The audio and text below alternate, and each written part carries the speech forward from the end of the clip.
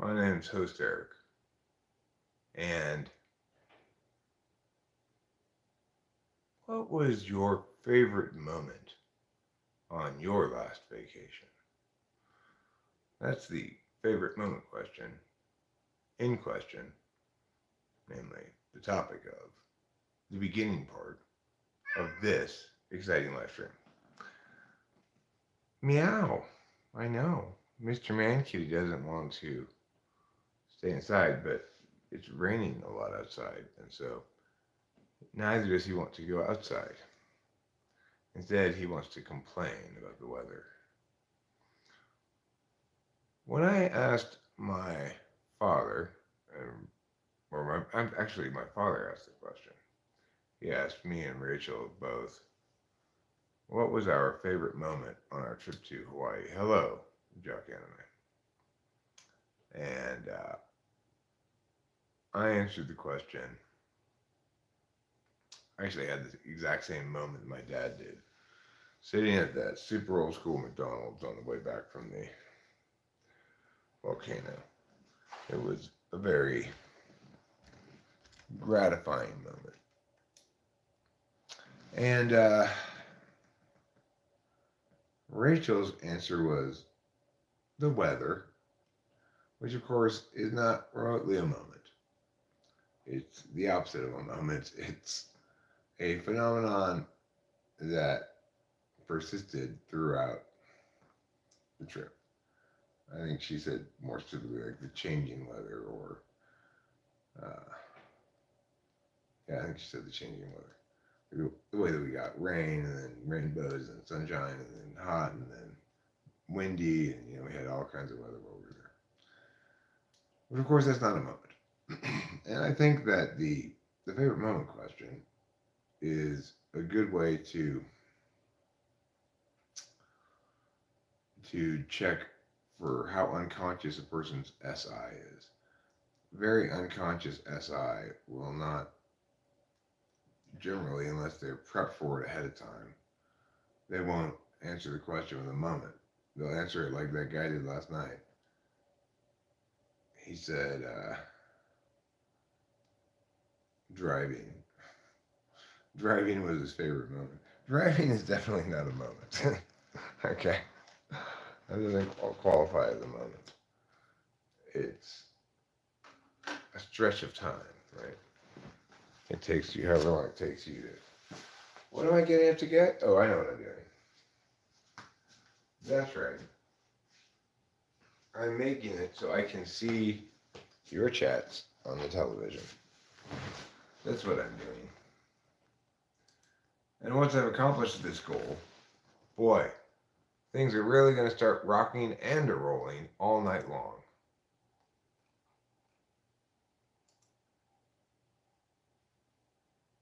So the thing about that question then is it seems to cue in on a fundamental difference in how SI and NI types archive their own lives. So probably an NI type would never think to even ask what was your favorite moment unless they had been primed by me saying something like that, my dad was SI Tool. He was going to ask that question. It makes sense for him to ask that question because he's using his tool function. Oh, you share with me SI shit. And it's notable that neither Rachel nor Daniel last night answered it with a moment, an actual moment. So I guess what I'm suggesting here is that NI types, because their observation is external,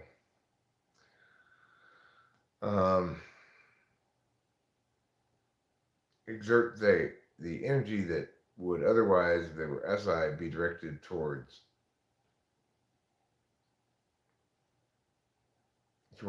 recording the high resolution experiential data is instead directed towards observing it, you know? So, fertility beacon. That bird lamp is looking through me, a mischievous glint in its eyes. Let's turn it off and see what it says. I like it better in the dark, says this bird. The better to peck you without you suspecting it at all. This bird's name is Pecky. He loves to peck so much. He's just always be pecking, never be wrecking. That's why his name Pecky. Okay, so let's see. I'm going to change it to live chat over here so I can see all of the chat, not just the top chats. I'm N.I. Dom. Favorite moment? Do we have to? Can you get a date with this bird? Wow. Does Pecky identify as asexual, actually? Well, he goes back and forth. Sometimes he self-identifies as asexual. Sometimes he self-identifies as autoerotic. He doesn't just peck other things, you know. He pecks himself, too, in a very suggestive fashion. Right now, he's playing Living Statue. It's a game he likes to play whenever the camera's on. He's like, oh, well, Living Statue, look at that. Everyone's super proud of him. I brought this lamp from my parents' house. This lamp, I grew up with this lamp, you know. It was in the living room when I was a kid. I got rid of the clock I brought, which I explicitly brought for nostalgic value. I brought this lamp just because I liked it. And that's a much better reason to bring a lamp, or to choose a lamp or something. You know. You never go wrong when you take a lamp that you really actually like. It goes really well with this chair too, and with these glasses. So now I look like, hey, you got a bird lamp, you're in a chair, you look like a real intellectual now. Okay, Eric, fine, we'll listen to you. If you're a few years older than my son, shouldn't you be in school? Maybe he is in school. A lot of kids in school. Hey, Cam Moto's here. The guy messaged me that the chainsaw has already been sold. Neither you nor my favorite moment. Well, I tell you what. I'll tell you what my favorite moment of your visit was. The favorite moment that comes to mind of the last couple of weeks, really, is actually the moment when I found the third drain. I had a real hallelujah moment when I successfully shoveled a path to the third drain, and all the accumulated water started just going right down the drain where it was supposed to. That was such a good moment right there. I can picture myself still outside right over here. Saying, like, after I got to it with the shovel, and it's like, you know, raining on me. I got this rain jacket on because there's rain gear here. And I hit that crate. I was like, is that the crate? The grate, I mean? And I shoveled it off. And I said, like, to nobody out there, but thinking Rachel might hear me in the house, I guess. I found it! I found it! I found it! Right, that was a good moment. Happy Days theme song and Kiss Party Every Day are some of the songs that contain the phrase rock all night. Look, you can't just ever rock all night, though. You have to rock all night till the morning light. All right? Ooh, baby, that's right.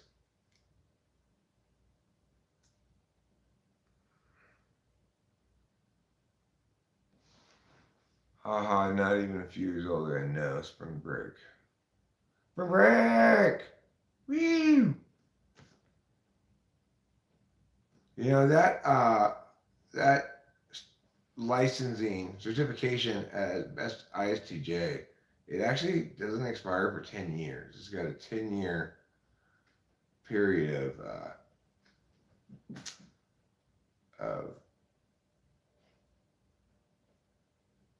of effect before you have to renew it.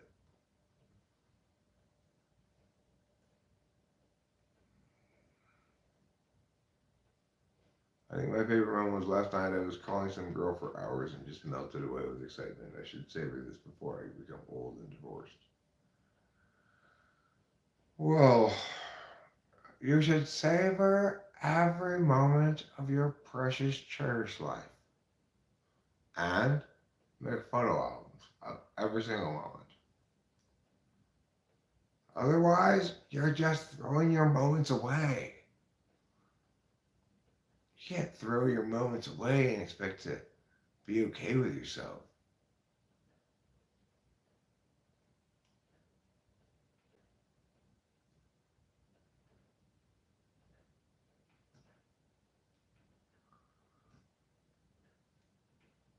Yeah, exactly. Michelle's husband can compete for the Best ISTJ award in 2028. It's more special in the Olympics. They only have it once every 10 years. They being me.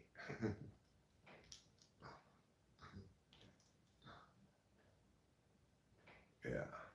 So, anyways, somebody made it rain. Why, when, where, who, how, I don't know. But it's raining. And, Rachel and I have a couple of things we really need to do today. And in fact, um,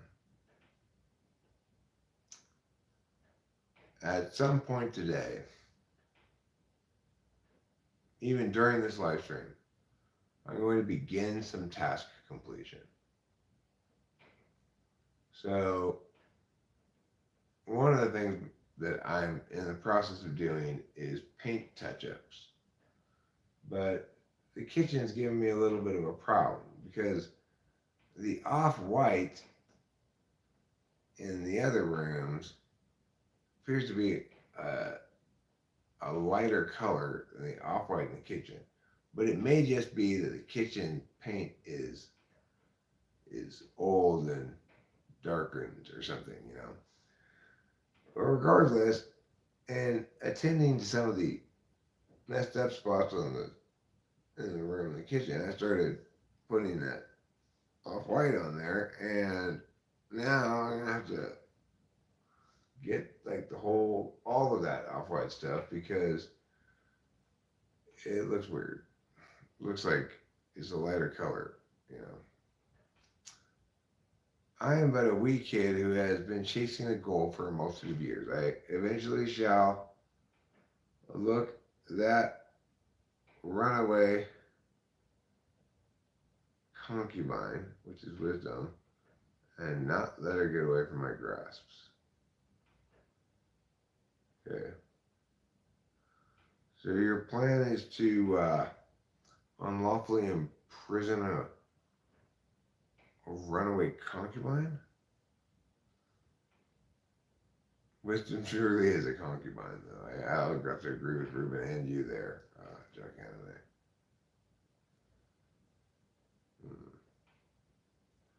Mr. Way's YT channel is novice mountain biker.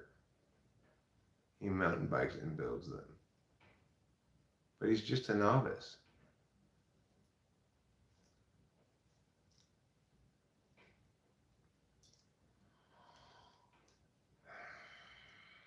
I have a mountain bike here, or it's actually kind of a cross bike. It's halfway between a mountain bike and a regular 10 speed. What we used to call a 10 speed. I guess they probably don't call them 10 speeds anymore because they probably have more than 10 speeds on them. Because, my mountain bike ish thing which isn't exactly a mountain bike. It has probably 10 gears itself. Yeah, I typed in my INFJ. I'm pretty confident it's the right type.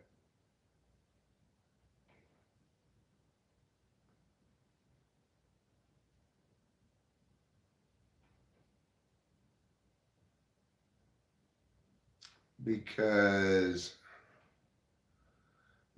your kiss is on my lips. Because your kiss is on my lips. Because your kiss is on my list of the best things in life. I wonder why Daryl Hall keeps a list of the best things in life. Is it because otherwise he'll forget what all the best things in life are? Maybe. I would like to write a musical about Sonny Bono's daughter, Beige Dawn. It's it's basically a combination of the movie Red Dawn and uh, and the color beige. So a very bland country. I don't know, someplace like, what's a bland country? Wales. Wales comes over and starts moving into a neighborhood. Welsh people, everywhere you look. And they're all painting all of their houses and all of the trim beige. The main character is a Welsh woman named Beige Dawn, who just happens to be the daughter of Sonny Bono. Start scene. Sonny Bono walks in. Beige? Beige Dawn? Beige Dawn Bono? Get your butt in here, girl. In walks a handsome, statuesque older woman. Now approaching 60. She's got sparkly gray hair and a sassy pair of spectacles. What is it, father? She says. Sonny Bono, of course, is a ghost in the movie because he's a ghost, and even as a ghost, he keeps running into trees. He's one of those repeaters, have to relive the last moments of their life over and over again in ghosthood, in eternal ghosthood. Don't call Wales a bland country. You got a blander one? I can't think of any blander country than Wales. I mean, maybe like Uruguay. Uruguay's a pretty bland country. Or maybe like Honduras. I'd say Honduras is a pretty bland country. And I'd also say the Isle of Man is a pretty bland country. If it's a country. I don't think it's a country. I think it's part of England. But the point is, it's still pretty bland. I tell you what else is pretty bland. French Polynesia.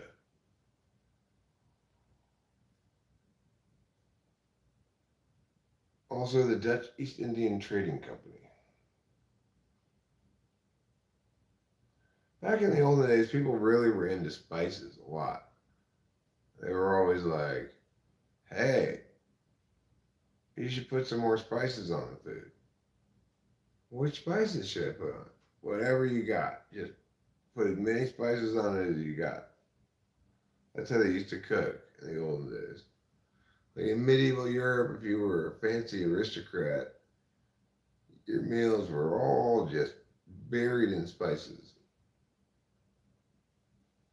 And the reason is because probably many of the ingredients were gross. You know, if you're eating a pheasant in modern day America, if you're eating a pheasant, you're thinking, why aren't I eating a chicken or a turkey? But in medieval England, if you were eating a pheasant, you were like, can I get some more spices on this?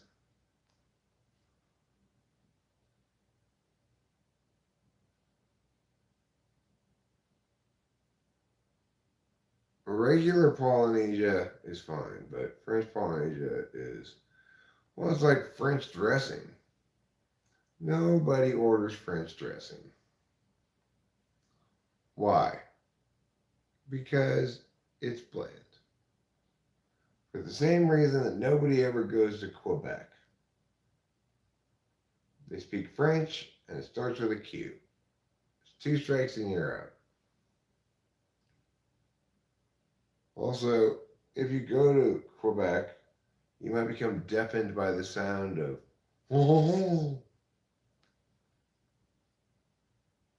You love Chick-fil-A sauce? You put it on everything? Everything, huh?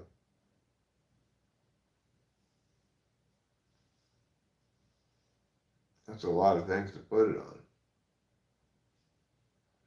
People must constantly be walking behind you trying to clean up the Chick-fil-A sauce that you're putting on everything all the time. Wait, is that what's that guy doing by my car? It appears he's putting Chick-fil-A sauce on your car, sweetie. Why would he be doing that? I don't know. I've heard about him. Apparently, he puts Chick-fil-A sauce on everything.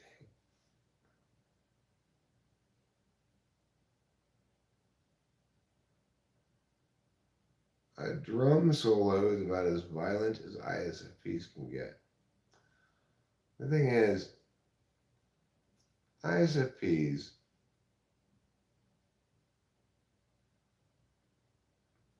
you don't need to bother them. They're fine. Just let them do their weird yogi stuff or whatever, and they'll be just fine. They just need to censor themselves right now with a little bit of yoga. After that, they need to censor themselves again with some more yoga. And then after that, they're going to meet Yogi Berra, and then they're going to go give a picnic basket to Yogi Bear. Only after that will they finally retire for the evening inside of a comfortable bear cave. That's just the prize package they picked on The Price is Right. It was called Very Nice. Here's the pun.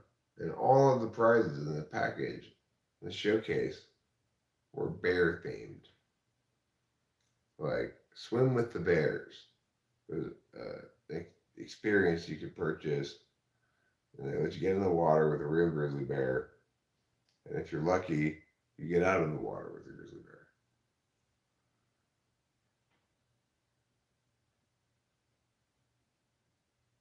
So I think what I'm going to do right this second, before I engage in any chorpletion, is I am going to smoke a cigarette. Go outside, smoke a cigarette. I'll take you with me. Don't worry. Don't you worry your pretty little heads about it. I will take you with me. Okay. And then I might show you a little bit about my chores that I need to do, like where I need to paint. But I don't know. We'll discuss that after the cigarette. One thing I've already done this morning is I took that DVD player out of this front furniture, and I realized when I took it out that yes, those doors slide all the way closed in both directions. It's just that the DVD player was too long, so it you couldn't close it. You couldn't put the DVD player in there and close the doors. We don't watch DVDs anyway. That's why God invented streaming services. So I just put that DVD player in the electronics closet, and now I have an actual working piece of furniture in the front of the room here that I can close those little doors, slide them. But, you slide them out of the way, right? So if you slide each one this direction, then like away from the middle, then you got the middle space showing. But you could so then slide either one from the side to open that side door too. Or you could put them both in the middle and then have both side doors open. It's a well-designed piece of furniture. But the preceding people who owned it before us, this house, they did a number of dumb things, like put a screen door on the kitchen and the laundry room, which I've taken off, and like get a DVD player that's an inch too long for their furniture. So, needless to say, I'm glad to have discovered that this furniture does work. I also figured out finally today how to use this this this TV has this long speaker in the front underneath the TV, and then a woofer in the back of the room here. Well, I got both those operational today, and listening to watching anime with better audio accordingly. Um, I've also got a little music recording area set up over here. It was my new amp and my new guitar, which were not especially fancy purchases. Like, I was prepared to spend a decent chunk of change on a guitar, but I ended up getting one that only cost $600, made in Indonesia. But I like it. It's a cool guitar. It plays really nicely. It's got good intonation. It's got a built-in tuner. Um, it's clean looking and simple. It still has a little bit of new string tinniness to it because they have brand new strings on them. But, one of the issues I have, unfortunately, is that I would like to have it go through the amp, out of the amp, into the sound card. Before I'm going to be able to do that, I need to get a cable that has an 1/8" plug on one, male plug on one side, and a 1/4" male plug on the other side. So, I need that cable in order to output the amp into the sound card directly rather than miking the amp. Mr. Kitty Man, I was about to go outside and smoke a cigarette. And now you're on my lap. What a wonderful kitty. Oh, Mr. Kitty Man, kitty me bananas.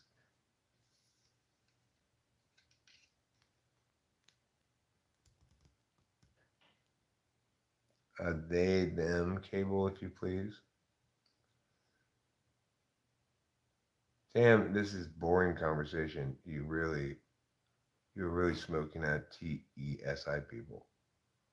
I'm smoking them out? You mean I'm giving them bong rips?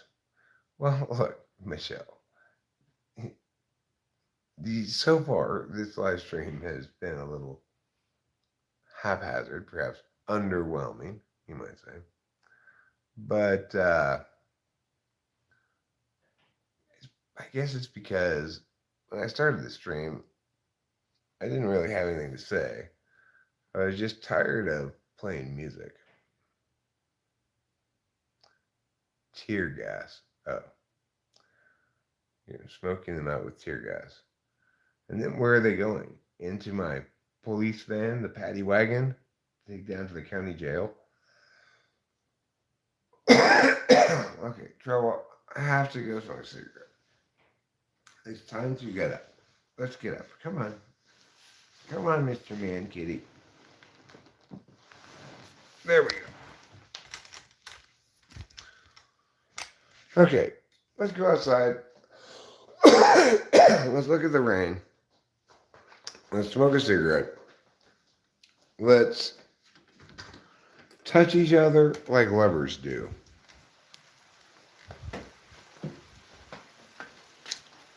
And after all that's done, then maybe we'll make pancakes. Or what do you think? Eggs and bacon? We could have eggs and bacon. I got eggs and bacon.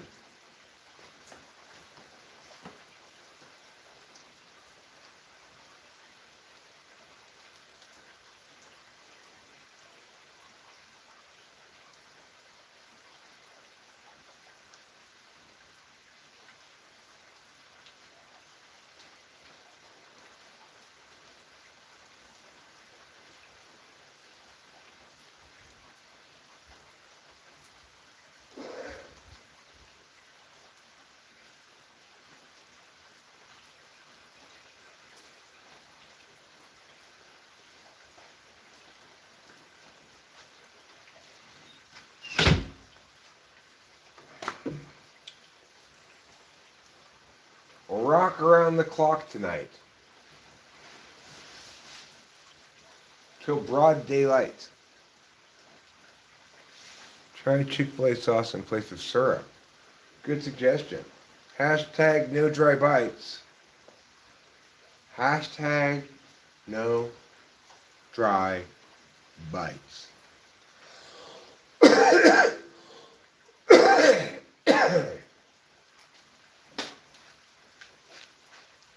Oh, that's gross, Har.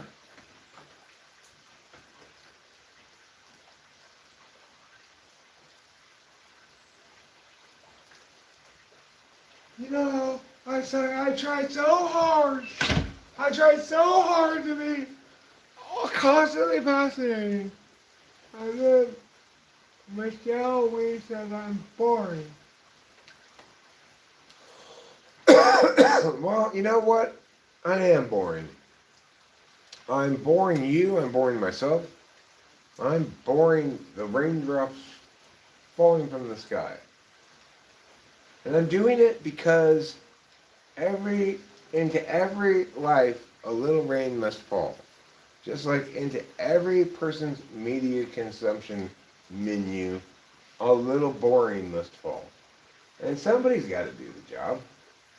Other people are so damn thrilling and exciting all the time that it's almost impossible to expect them to be boring. So I will go ahead and be boring for you because I'm that kind of a self-sacrificing martyr. Rachel Lapalosa, good morning, my darling. How are you? It's raining outside. That's where the water is wet instead of white. Did a pretty good job of melting our snow. But we still have a big pile over there. But if it's going to take JS West such a long time to bring our propane, then it doesn't really matter anymore. You know, we've got a couple of things to do this morning, but I am planning on making eggs and bacon before we do anything. We gotta write a couple checks for those bills, and we gotta take them to the post office. That's the number one thing we gotta do today, I think. Because like we didn't get the mail for like 2 weeks, and all of a sudden, like the propane company's like, "You're not paying your bill," which we had paid for all the propane when we got it, but then there was another $300 for something. I don't even know what the fuck it's for.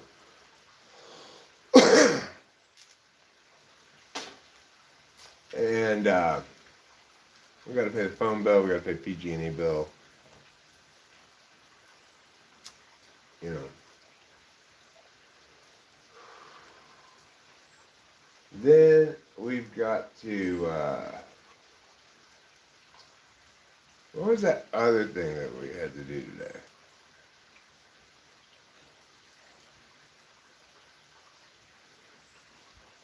I don't recall.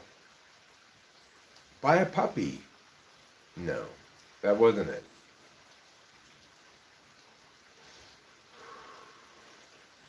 Well, so misfortune, what we need to do is pay those bills.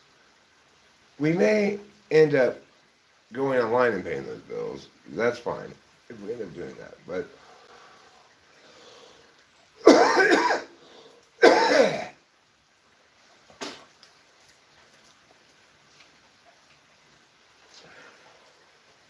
we haven't set up autopay yet for any of those things. We should probably do that, you know.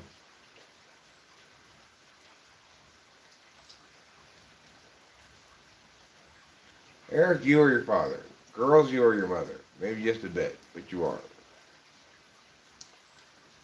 I mean, there are some things that about which I am like my father, but they're a stark minority of things. I am much more unlike my father than I am like him.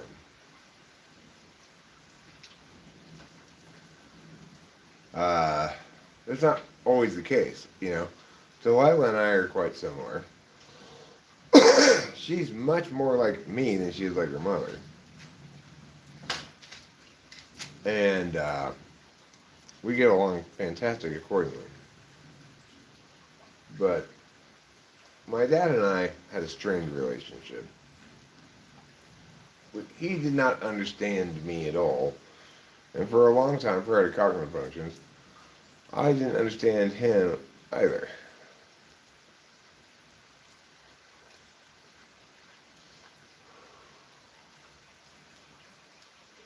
I thought, there's something wrong with this person because he didn't have conscious FE, didn't know how to chat in a sociable fashion like my mom and I did.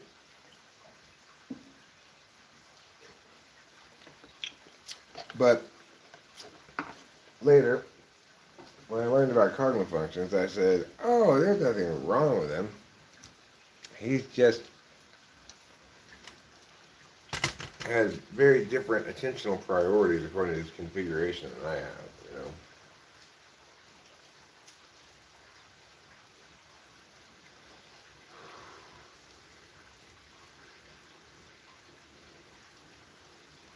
We're not, we gather a little bit of water, we're still gathering a little bit of water over here in these rocks, which is fine. As long as it stays down there in the rocks, it's no big deal.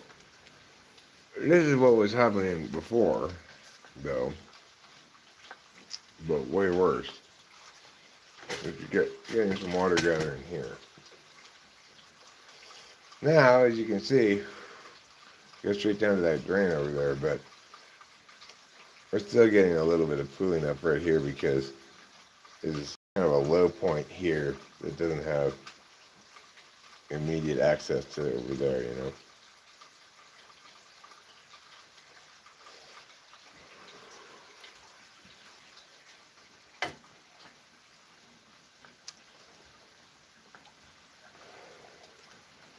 I got the car parked in the driveway instead of in the garage.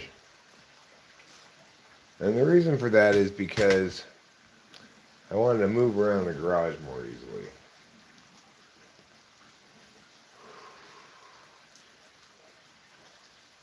Now I do move in the garage more easily than I did prior.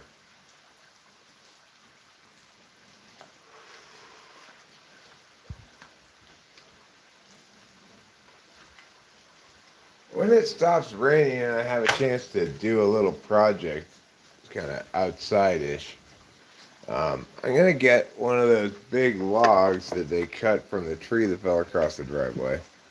And I'm going to use a routing bit or one of those digging bits, you know, to make a circle down into the log. I'm going to pour sand from one of those sandbags. And voila! A better ashtray than my plastic bucket full of wet cigarette butts. Meow! Oh, right, we have to call Aunt Evelyn.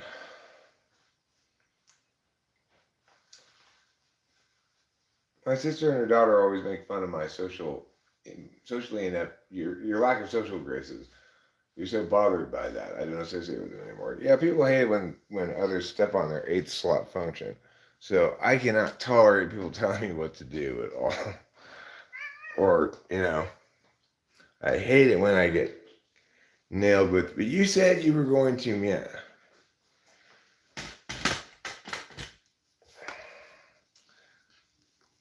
One of the names I've called the eighth slot in the past is the defensive function. You feel like it's perfectly balanced for your purposes, and you want to defend that balance of it. From an external party's perspective, you're probably underutilizing it, But you think you have it in its proper role. So for me, I think you shouldn't tell Tall.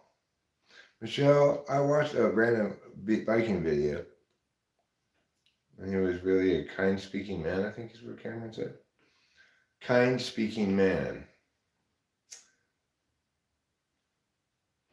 Sweet talking guy, talking sweet kind of lie. Don't you believe in him? If you do, he'll make you cry. He'll send you flowers and paint the town with another girl.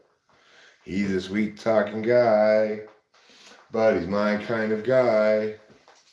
Why do I love him like I do? Wow, wow, wow, wow, wow, wow, wow, wow. Sweet, sweet, sweet talking guy. All right. The first ingredient for bacon is a pan.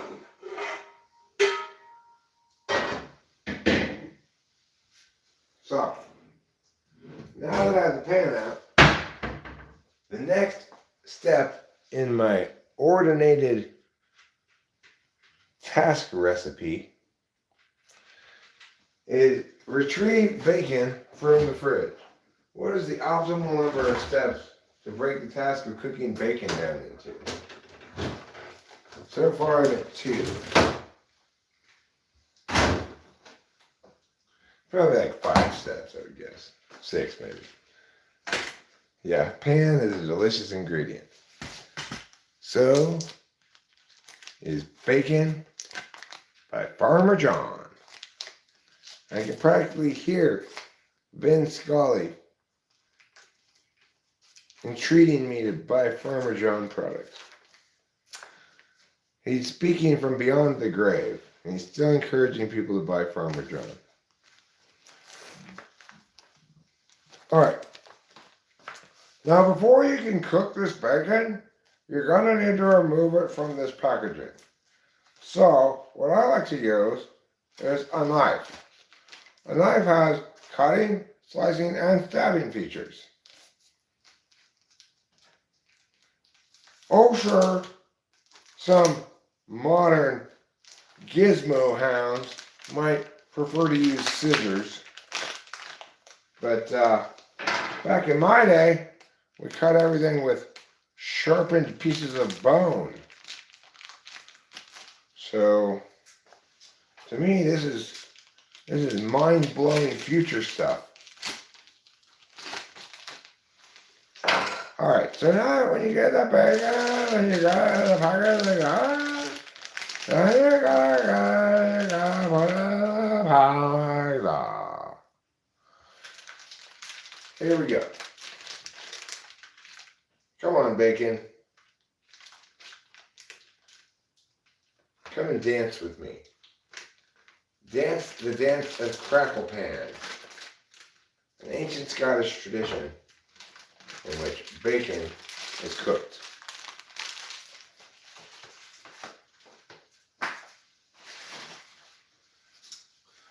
Now, of course, what's a critical reality that we all need to remember? Eggs need to be cooked in some bacon grease, but not all of the bacon grease. If you use all of the bacon grease to cook your eggs in, they become too bacon greasy. So that's where the art of fine dining and chef making, food preparation, come into play.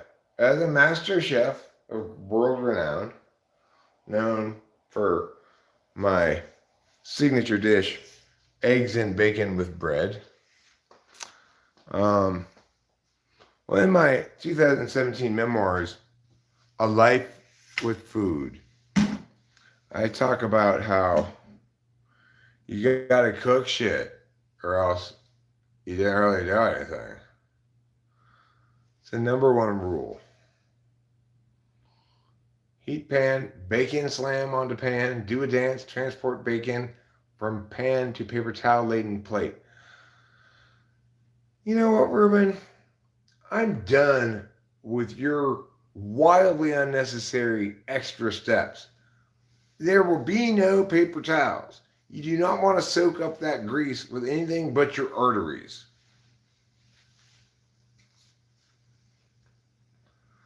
Would remembering dates and times, etc., and names perhaps be an SI thing? How would SI be defensive in the 8th slot?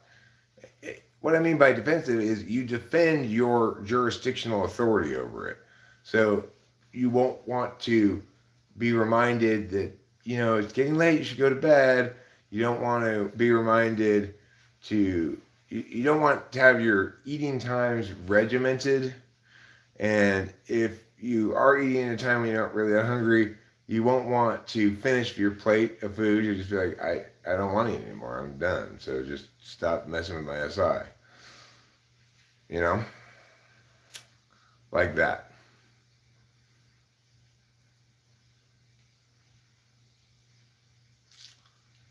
And you probably don't particularly like it when work schedules require you to get up earlier than you'd want to or something like that. That kind of stuff. Alright, so I'm going to start with the bacon. I'll just bring you with me into the kitchen. It's fine. No, it's fine. It's fine. You can come in the kitchen. Just don't touch anything, okay? Rachel gets really fussy if you touch either the coffee creamer or that little bowl over there. She flies into a screaming rage. And then I like to engage in what I call sympathetic rage. So that every time anyone near me is angry, I also fly off the handle and in a furious barrage of ragery. Okay. But how are with your fingers? No, not with my fingers. I'm going to use these. These are a little invention I call tongs. I didn't invent them, but I benefit from their having been invented. Ah!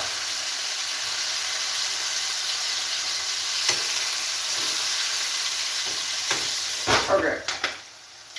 Now you gotta put the lid back on your bacon for a very compelling reason. If you don't lid up your baking pan, you're gonna splatter up your oven top. Okay? So you gotta lid up your baking pan. You might say, hey Eric, why don't you get one of those screen things you put on top to stop the grease from splattering? Half-assery and weak sausageness, what that is. You need an actual lid on your pan, alright? Those screens can't stop the furious hoppings of baking grease pellets that emerge from this fiery creation. No, sir, or madam. No, they cannot. So, better just to go ahead and use a whole pan lid. Also, here's more cooking advice from Eric. If you have one of these things that fits in your pot, like this one here, so you could just cook the spaghetti and take out the colander, that's not bad. it's not better at all. It's not better for many reasons. One, if you're cooking spaghetti, it falls through those holes.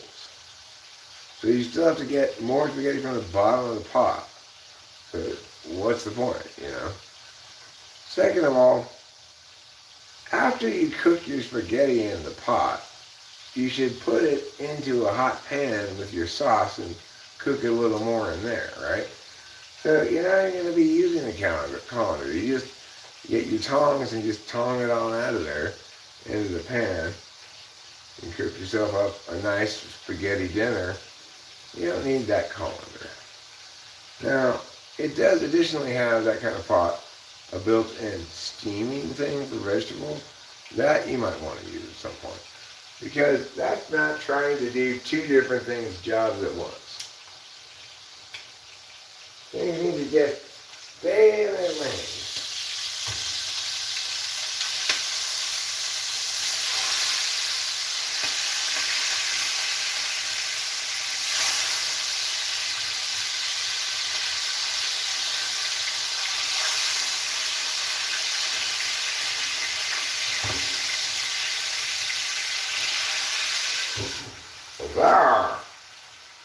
Okay, we're making good progress on the bacon front. Next, let's invade the Soviet Union. We'll start at Stalingrad.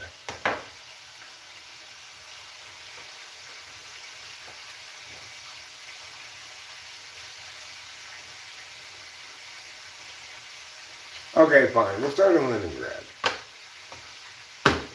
You convinced me.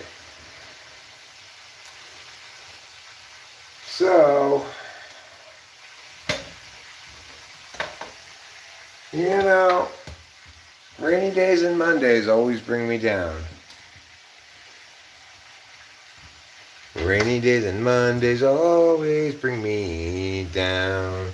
Isn't this like a Martha Stewart scene with the wine bottle there? I just cook with that wine. I don't drink it.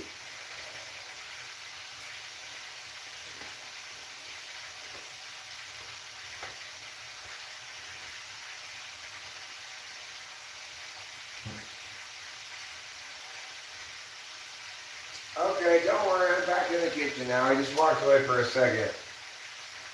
We've got this paper towel roll that's like less than half paper towel roll. I don't want to bother putting it on the paper towel roll dispensing thing because it's not a full fat roll of paper towels, you know. But the real problem lies with our paper towel roll dispensing thing. It requires 3 hands to either put a roll of paper towels on that thing or take a roll of paper towels off it. You can take it off with 2 hands usually, but putting a new roll of paper towels on there is a 2-person job. How ridiculous is that? Because look at how it's designed. So you have to pull these things out. They have springs, right? And then you put it in the middle of them, and you go like that. But they're tough to pull out, actually. They require a little bit of strength, and you have to pull both of them out to fit the paper towels in there. So I guess, you know what they say, the couple that puts new paper towels in together stays together. So maybe it's good. Maybe Rachel and I will bond so much over replacing the paper towels that they'll write poems after we're dead about the depths of our love and passion.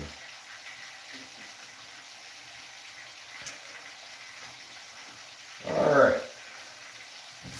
Boy, I'm getting hungry, bobungry.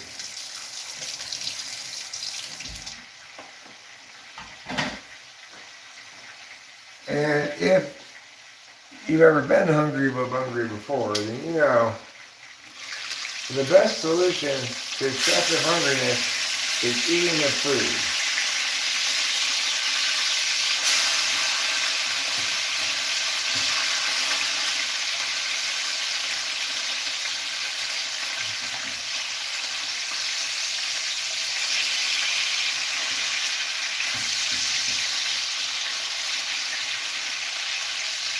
Okay, come on now.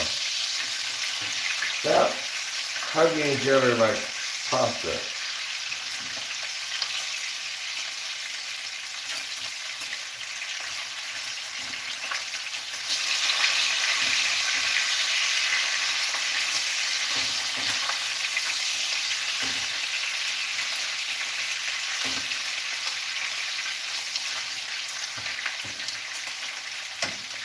Bacon is like a beautiful white light in everyone's sky tonight and every night. All right? Oh my gosh, it's a beautiful white light.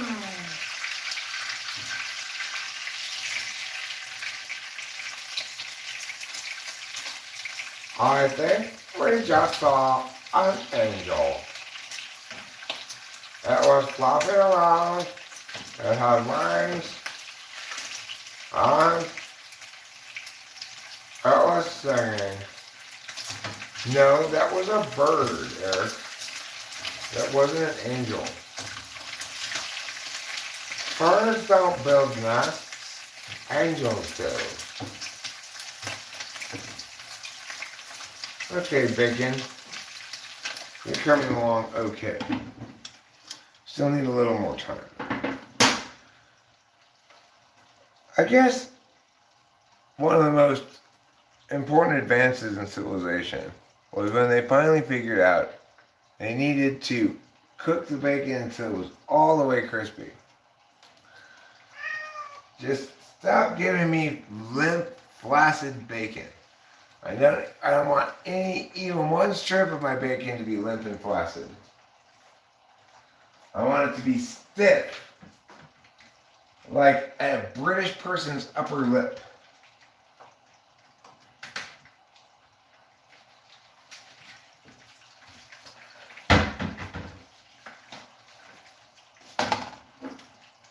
That's how you know your bacon is deserving of eating, is that it's very crispy.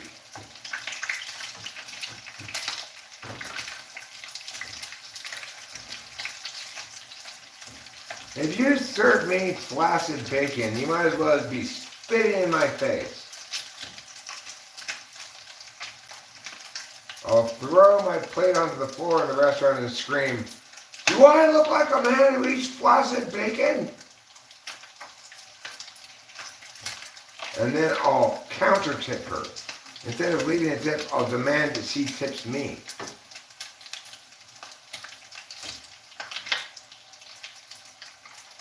So, and the next time I go in there, you can believe me, they don't try serving me flaccid bacon again.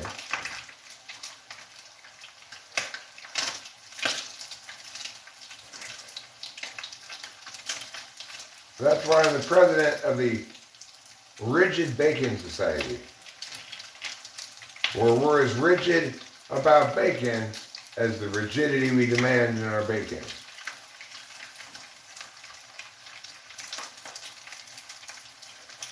A lot of people said that's a terrible tagline for your organization, but I didn't listen to them.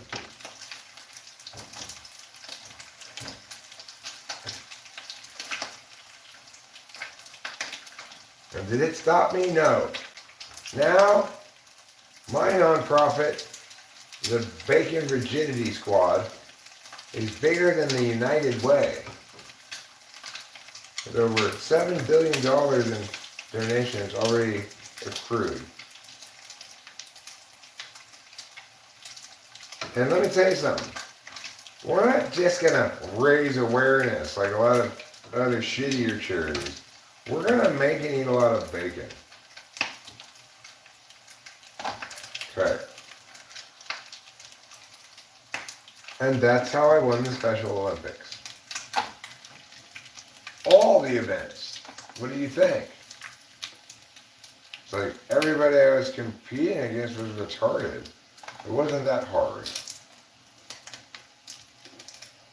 First I won the pentathlon, then I won the decathlon, then I won the Uno-tathlon. The Uno-tathlon is like the pentathlon, but it only had one event. And that one event, of course, is the pole vault. Okay, so now here's where things can get a little tricky. If you're not an experienced chef like me with a lot of international experience, working in Germania, working in France, working in Canada, everywhere. Why was I so prolific and so successful? Because I know better than to cook the eggs in this much bacon grease. That's why. That's too much bacon grease for even the most well lathered in grease eggs. Unfortunately, I don't really have a place to pour this right now. Oh, sorry, kitty. So I'm gonna have to get something to pour it into. And I think what I'm going to use,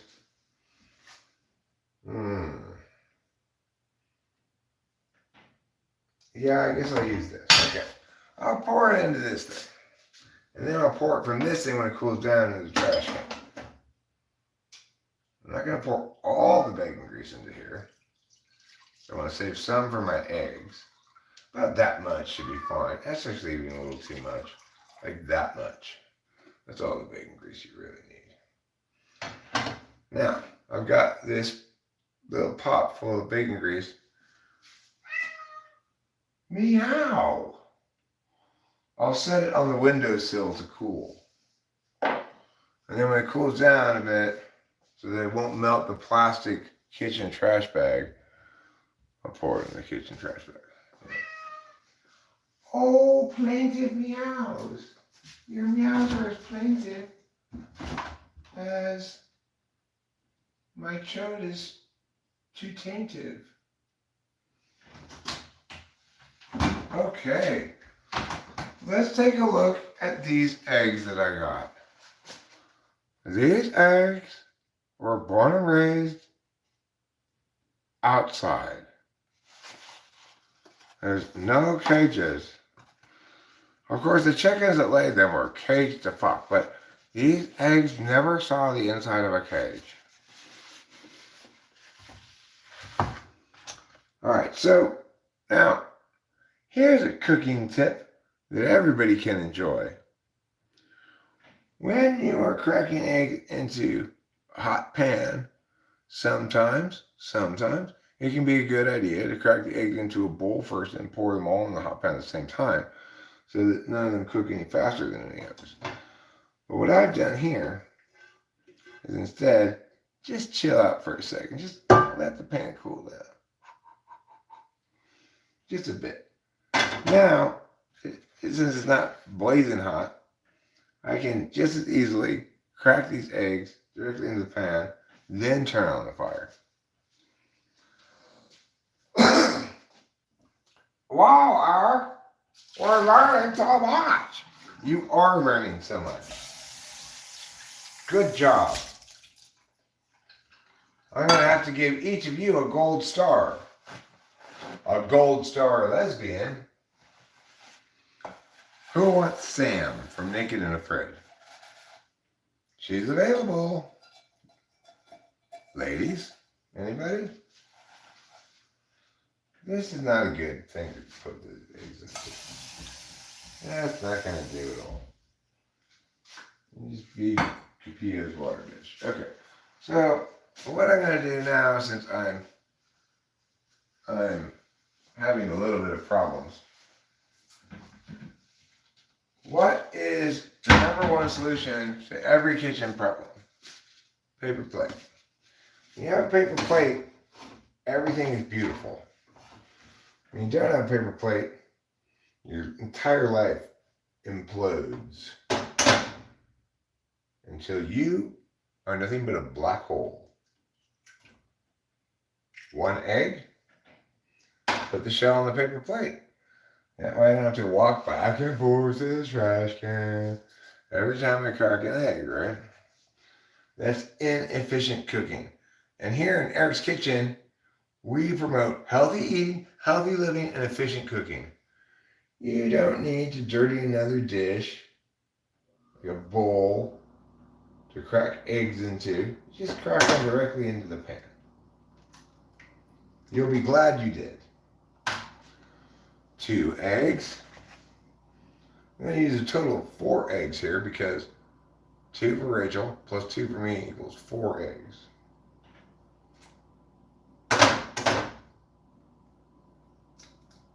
Don't you break, you shell.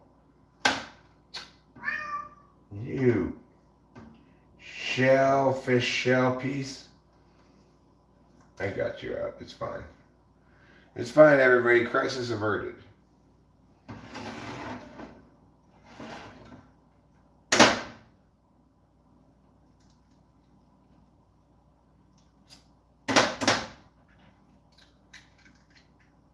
There.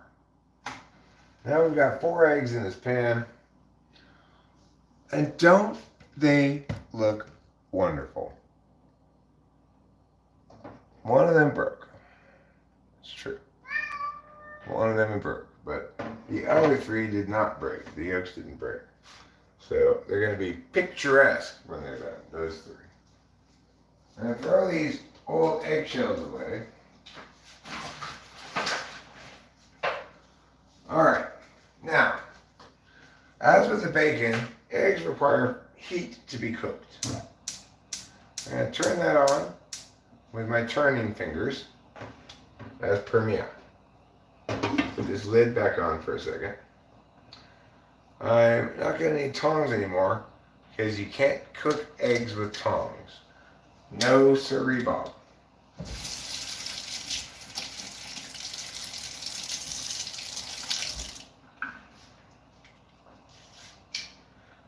Tongs are only for dishes that are over egg years old. What we have instead of tongs as a replacement device that will enable, engender, encourage, and reward flipping-based processes is called a spatula. And this is not really an ideal spatula for this particular foods. But, yeah, who knows where the other spatulas are? I don't know. Maybe they got left in Los Angeles. Who knows? What do I look like? A spatula librarian? I do look a lot like a spatula librarian, but the point is I'm not one. Whoa, that's a lot of salt. Slow down there, Salty. Pepper. Pepper's the perfect complement to salt. It's the salt and pepper are the Paul McCartney, Michael Jackson, ebony and ivory of spices.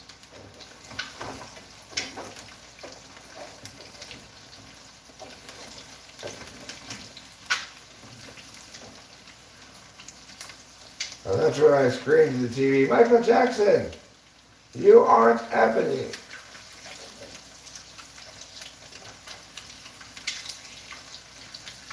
It's more like, wow, you put too much coffee creamer in it.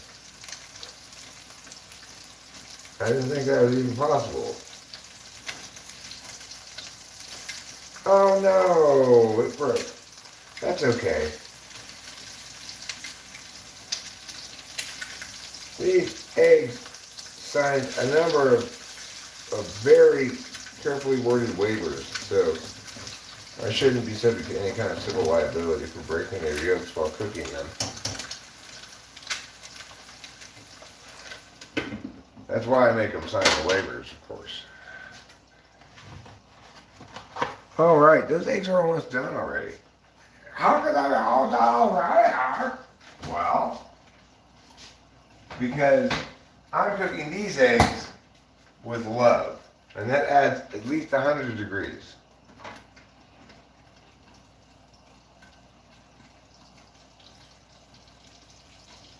Okay.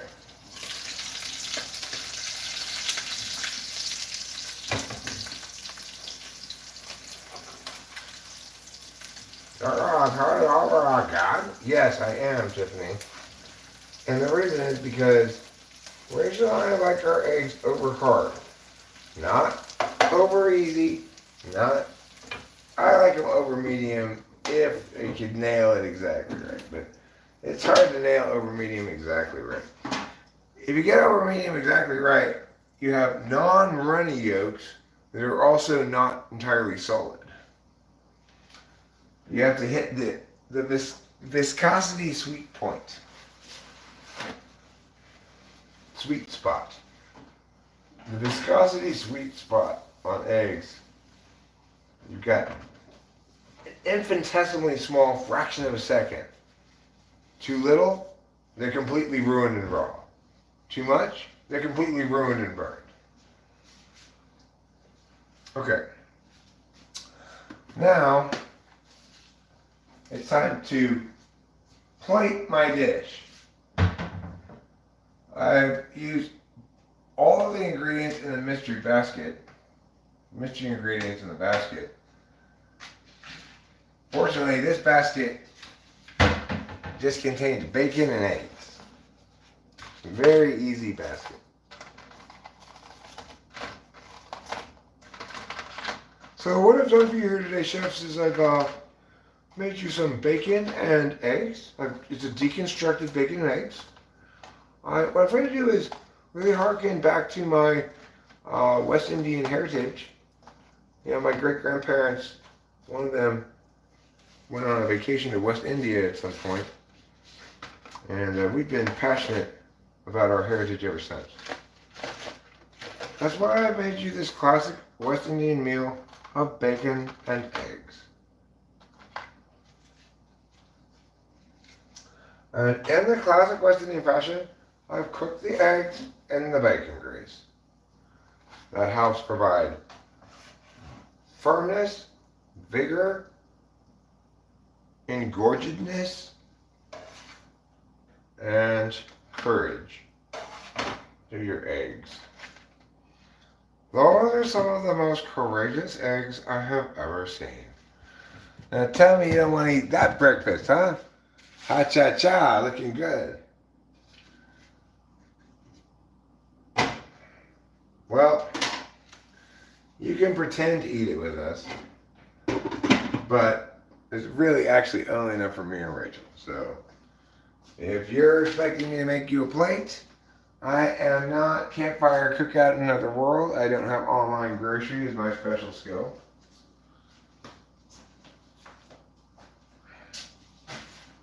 So you're just gonna have to deal with it.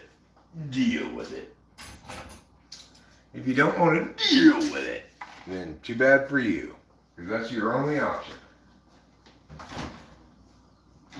All right. The pièce de résistance. Oh, there was a third ingredient in the basket. There was a third mystery ingredient.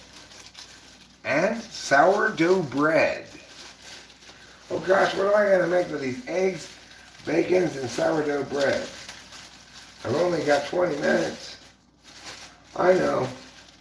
I'll make eggs, bacon, and sourdough bread. That sounds good.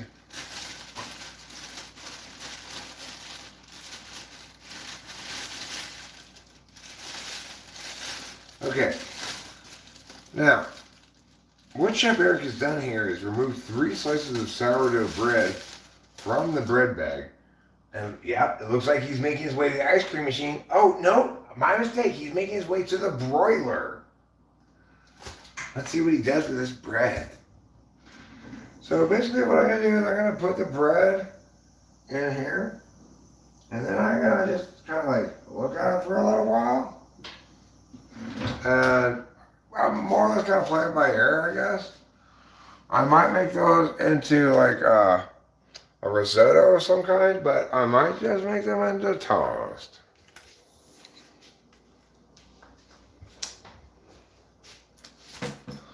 Alright, so if you can now already put away your notes, we're going to have a quick pop quiz on what you've learned so far about bacon, eggs, and bread.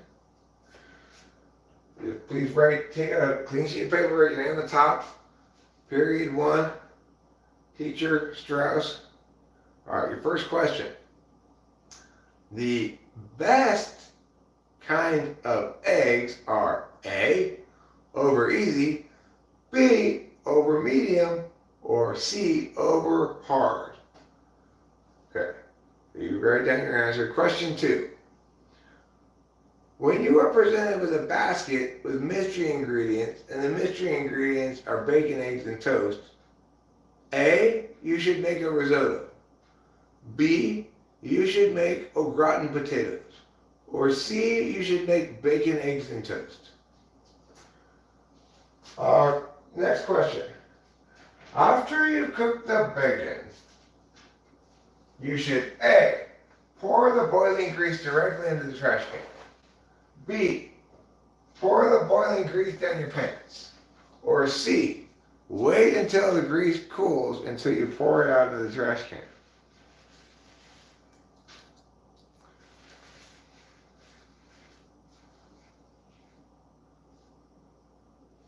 Think of it as being currently mismatched.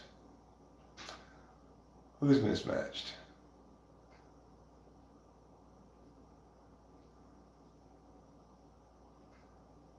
Oh, you in trouble?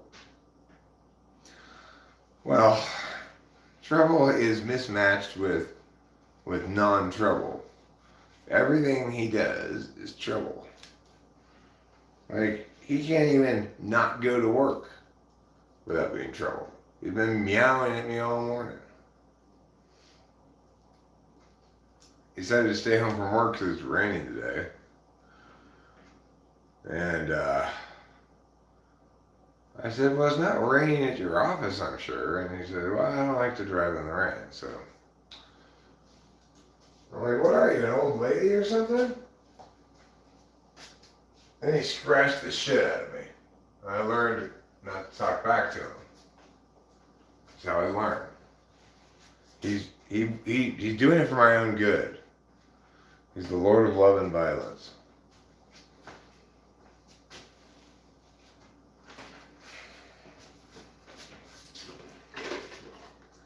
All right, this F and GJ is cached.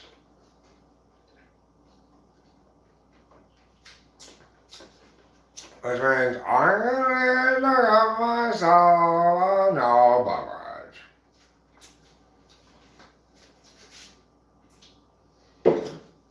I vote yes on proposition that. New beverage. Beverage, the final frontier. What will be the final frontier of beverage for me this morning? I'm gonna go with one of these. Bold move, you might say. I would reply, not that bold. Arnold Palmer. Arizona Arnold Palmer. Hard to say, but delicious to drink. I guess for parallelism purposes, to say hard to say, but easy to drink. Alright, I put the leftover bread back in the fridge where it goes. Okay, now, if you just want to see something super, super amazing, let me show you right now. Inside of this white box, bread is being turned to toast before your very eyes. Oh, sure, I know you can't see the toast. You were never meant to see the process, okay? You don't get to look inside the box when they're cutting the lady in half. The magicians, that is, you know, when they're sawing their ladies in half, you don't get to look inside the box. Same with making toast.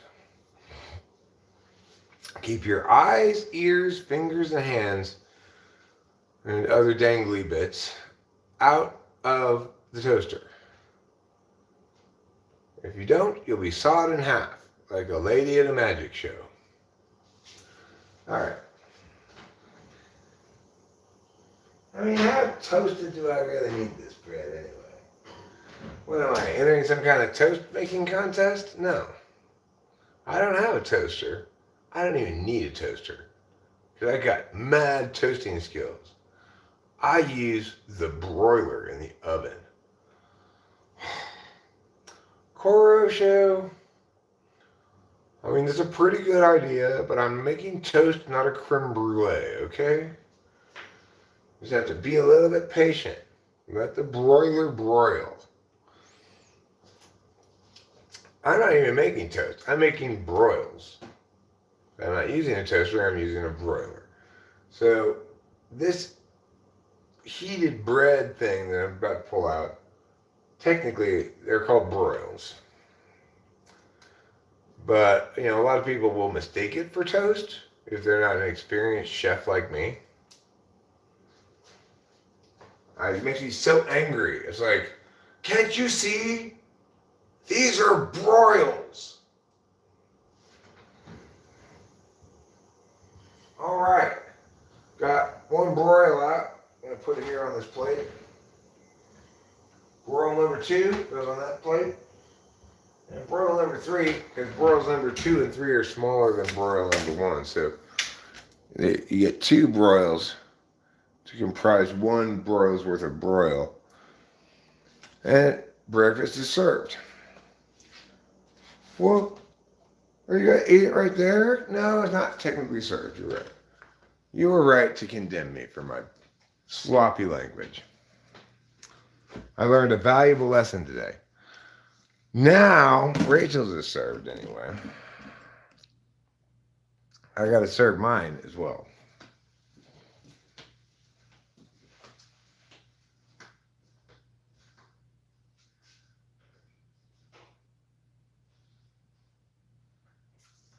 Eric is such a liar.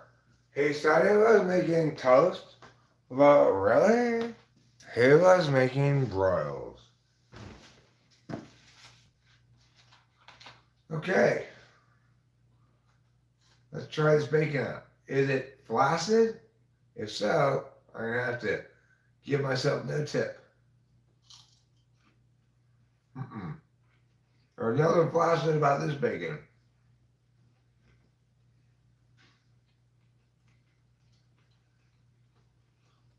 Well, one reason not to blowtorch it is because it's on paper plates.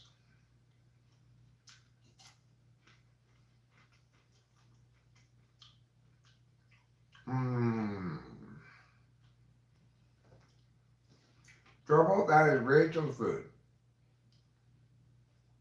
No, it's not your food, Mr. Man. Rachel, you better hurry up down here or else Troll's going to eat your food. Not for you, Mr. Man. You have cat food to eat.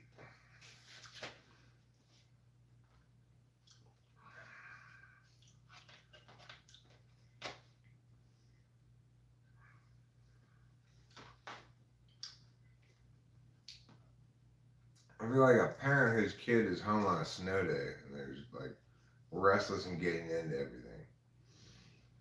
Like, stop it!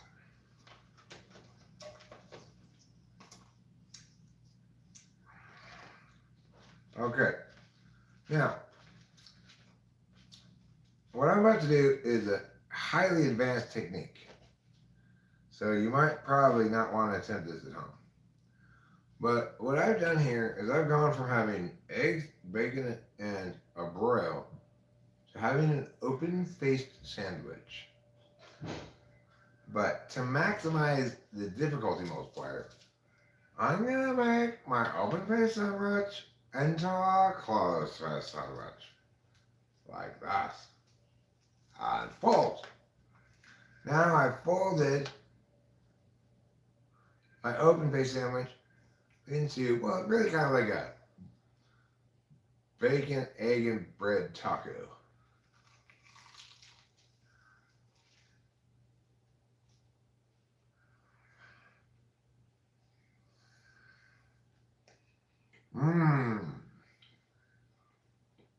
Delicious.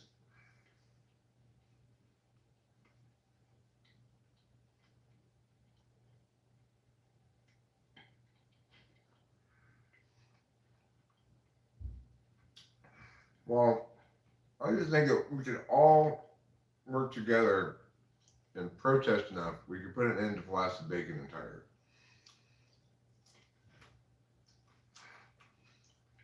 Every restaurant that serves flaccid bacon should have multiple bricks thrown through its windows.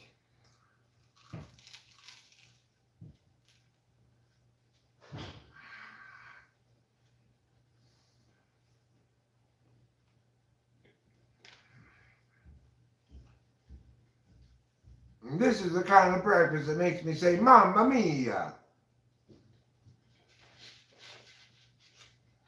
Mamma mia! Mm-hmm. Mamma Mia is Italian for oy vey. Thank you.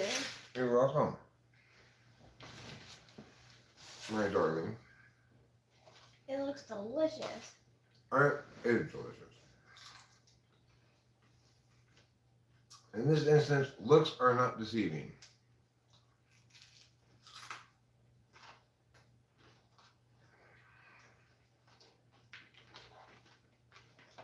Mr. Man today.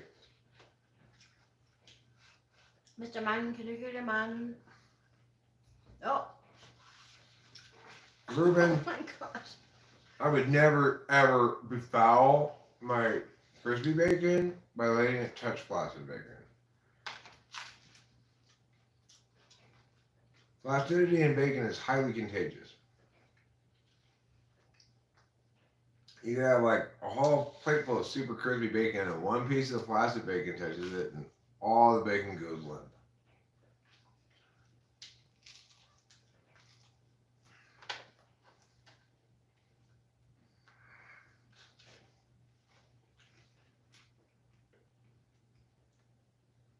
Yeah, this cat's very dog-like.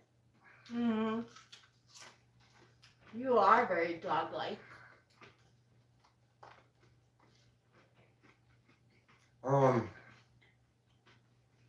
Not purposefully.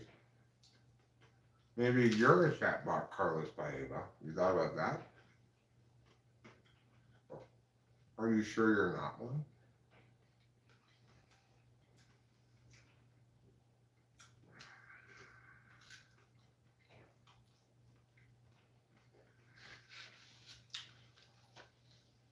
I'm in trouble. When I finish this part and most of this part, I'll leave the leftovers and you can eat as much of it as you want. Where are the blankets just so that I know? Well, you do know, will those little doors slide all the way? Yes. No. I just... No, so they're behind those little doors. Okay, cool. That's great. That's where I really wanted them, but I was lazy with the DVD player. Mm-hmm.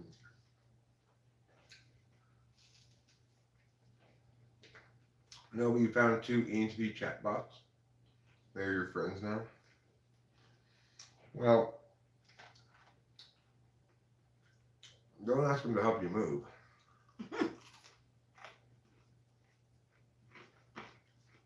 They'll just be a distraction.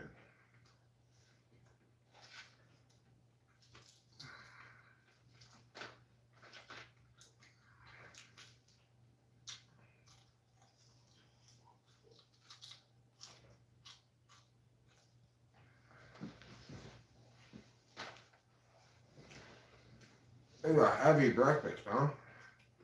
A lot of food. Yeah, like, honestly, I'm probably going to be good till lunch. Yeah, me too.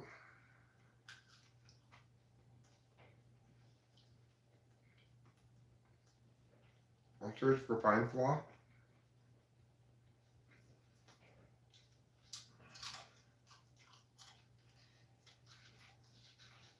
Carlos, I can remind you, want me to search for it or do you want me to find it? I'm excited that you're so excited about chatbots. It's good to have friends, even if they are. Oh, well, I'll give you more food. Here, I don't Joel. do my flowers. I'll give him I'll this. use that? Okay. Here, Joel. Here you go. Here you go, Job. Mr. Man. Look. Look, here.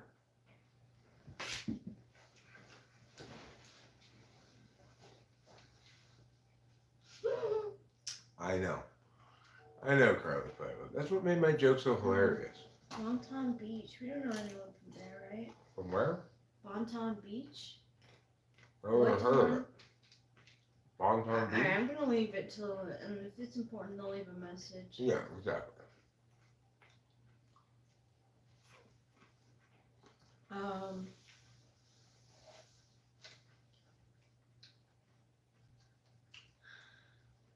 Recology. Okay.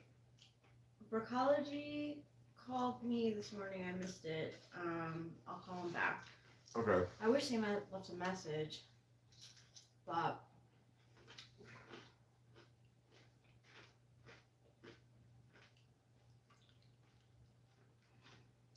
I've been having chatbots check my prostate.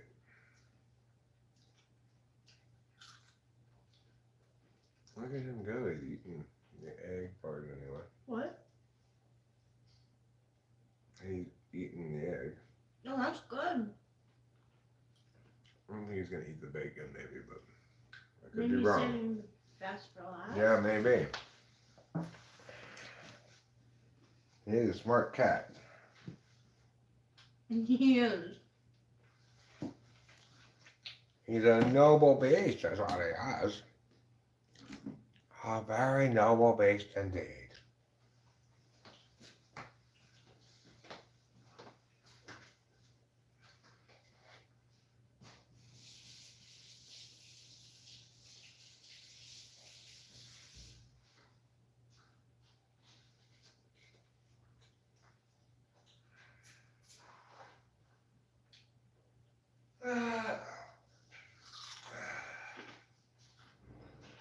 I think Trouble and I's love languages are just very different. Like, I love to pet animals.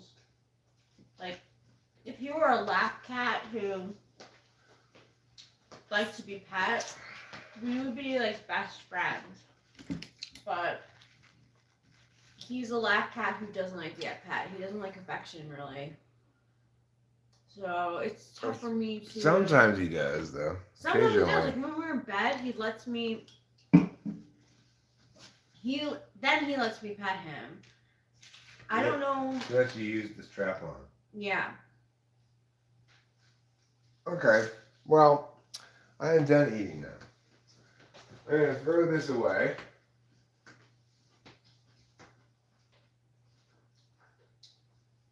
Chatbots are trained to impersonate philosophers.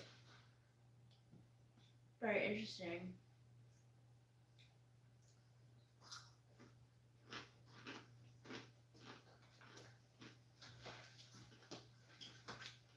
I think AOL Instant Messenger used to have a chatbot.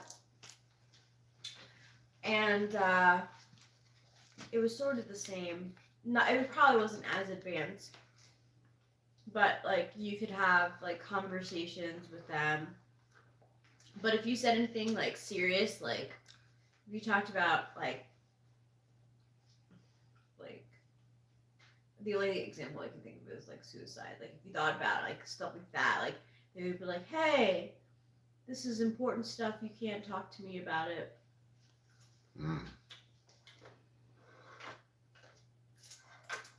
Well,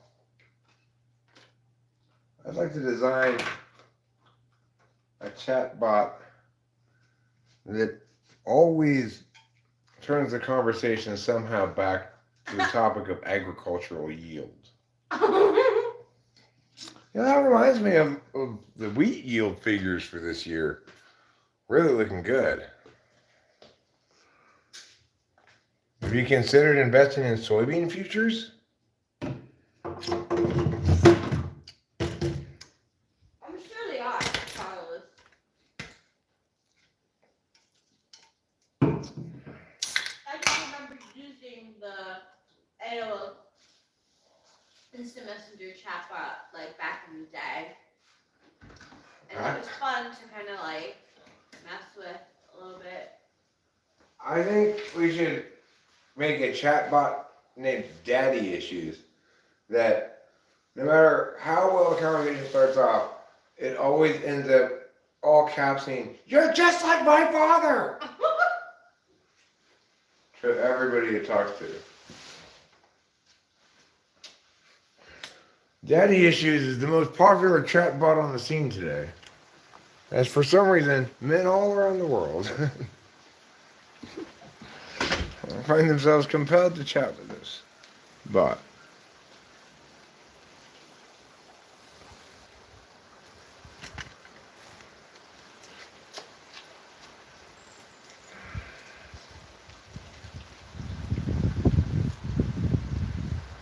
Daddy Issues will also always suggest to whoever they're talking to that maybe that person would like to take them out to dinner at Wrong Hole, the restaurant that only serves the anuses of a variety of creatures. And then, it says stupidly flirtatious things like, of course, it doesn't have to be the wrong hole. Like that.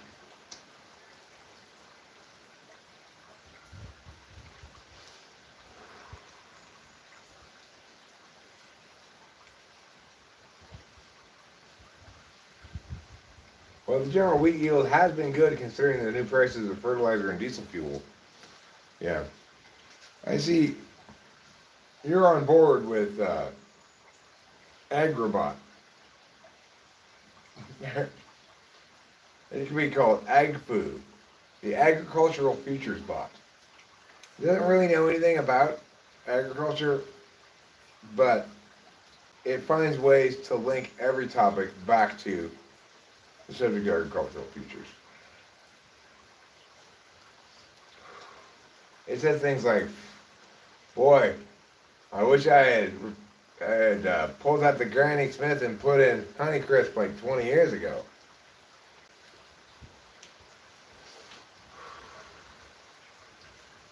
Are you a farmer? Ag food? No, but I'm just saying if I was a farmer and I did have Granny Smith, I would be wishing that. Because, the future of Honeycrisp apples is looking bright. Have you considered investing in Honeycrisp futures?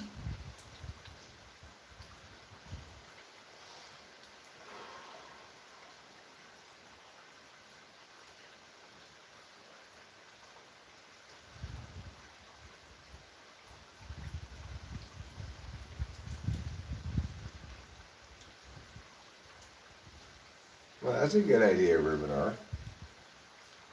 It sounds like you're doing things with a computer. Compute. That's how I use a computer.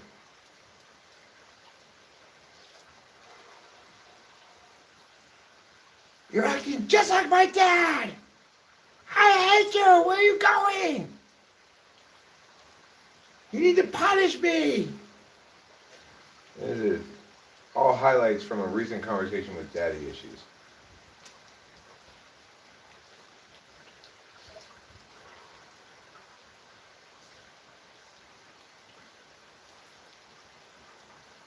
My name's Daddy Issues, but you can call me Da.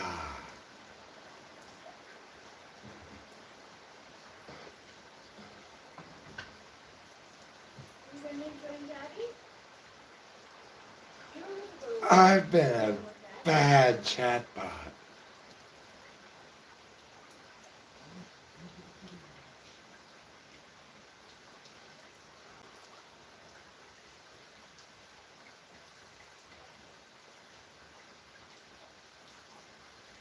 I hate Girl Scout cookies because my dad forced me to be in the Girl Scouts. You're just like him. I hate you too. It has been so lovely talking with you today, Daddy Issues chatbot. Well, I hate every minute of it. You're just like my dad. Actually, I knew your dad. I'm nothing like him, okay? Your dad was a squat Mexican woman from Chihuahua.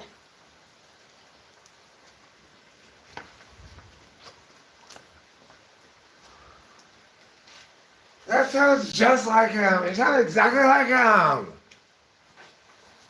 You're so terrible.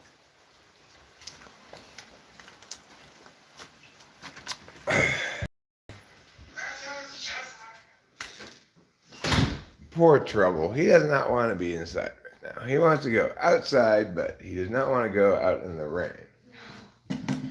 He would rather be at work right Yeah, he would much rather be at work. I think he thought, he was like, "Ah, no more of this white shit falling from the sky." And then he's like, well, this isn't any better. Do you happen to have the speakers? Yes, I put that in here. Oh, sweet. That's a good spot to move on. Oh, wow, look at that. Thank you. Here it is. Thank you. Oh, it's That's sharp. great. It's honestly, that's great storage space. And this now works, It does? as well as the woofer back here. It really? Yeah, I got him working this morning. Wow, good job. I am like highly impressed. I was surprised when I looked at it finally after we've been here for so long. I was like, oh, there's a power button on it. So like, does it? You can notice it, like the Yeah, sound. yeah, Really? yeah. You hear the woofer shit from behind you. That's great. I Wow. moved it centered between our two chairs rather than centered to the room. So That makes me happy. yeah, it's pretty cool. This is the chat for MBTI typing that I find most interesting. The char.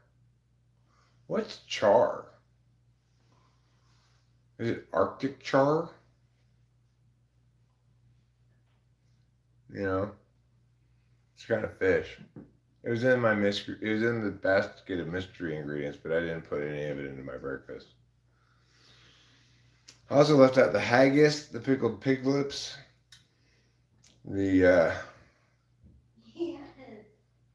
quahog clam, all the other weird stuff they like to put in those baskets. Just put regular butter, for God's sake. Okay, so what I'm going to do now, and you might say, Eric, that doesn't necessarily sound that exciting for us, but you're wrong. It's going to be that exciting for you. What I'm going to do is I'm going to vacuum the top of this table to get all the old bits of weed and shit off of it. I'll be right back with a vacuum attacher thing.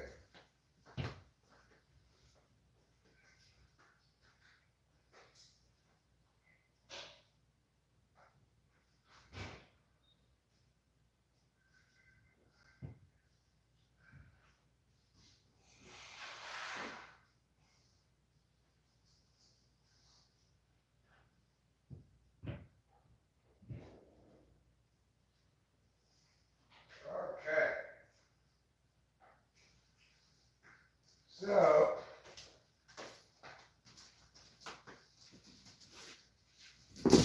here's what we're going to do, everybody. I'm going to include you in every bit of this process because it's so exciting. That's right. You have an all access pass to vacuuming this table.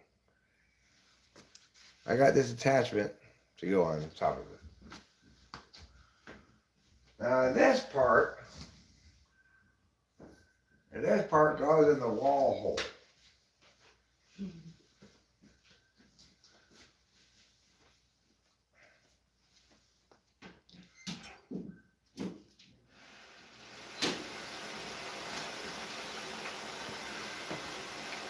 Now, next.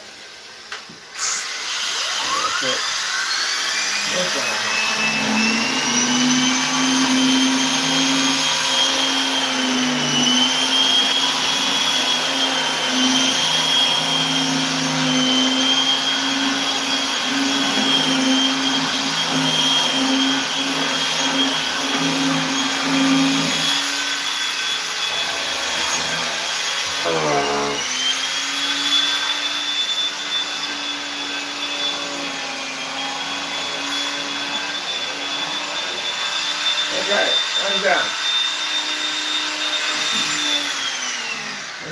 thing has a on-off button on it.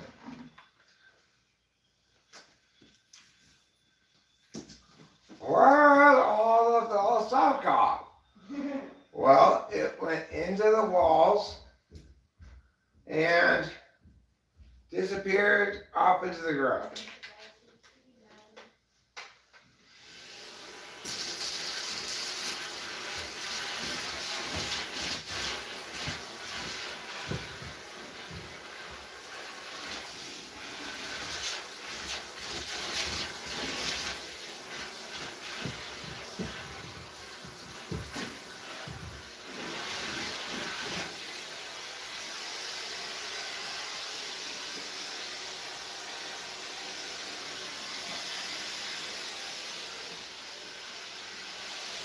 Okay, that's enough vacuum. There, I'm done. Okay, now I'm going to take this back to the closet.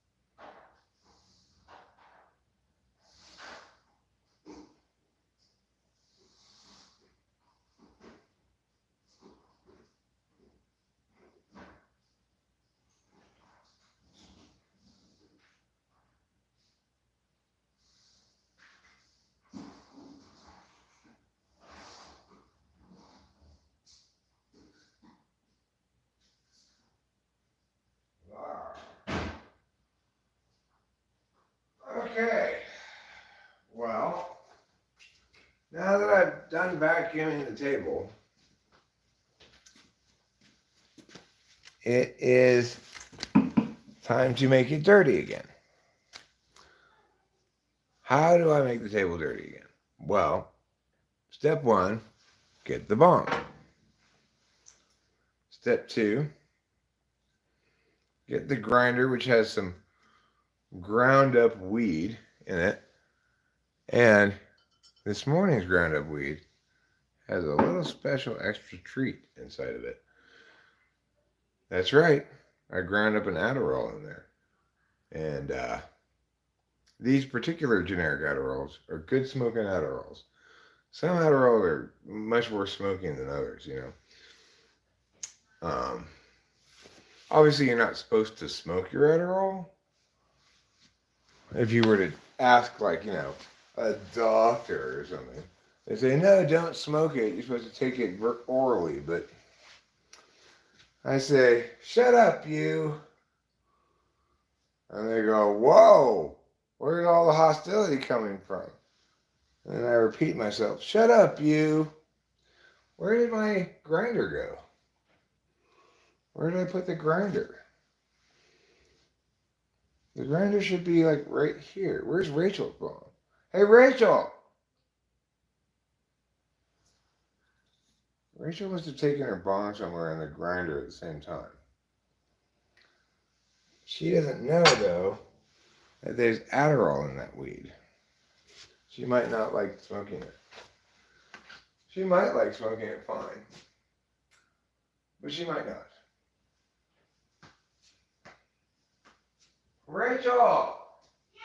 Do you have the grinder? Yeah. Can I have it? Yeah, I'll come up and get it.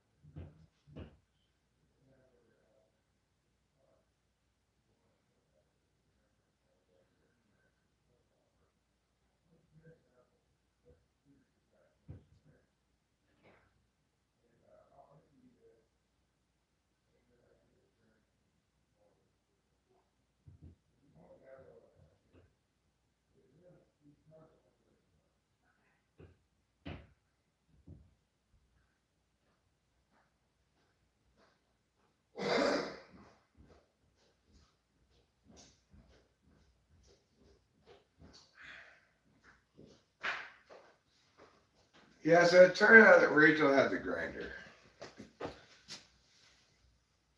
Also, much to my surprise, she was on the website Grinder when I went upstairs, checking out Gay Men. I said, "What are you doing?" She said, "I'm just, you know, I just like to keep up on fashion trends." I said, "That doesn't even make any sense."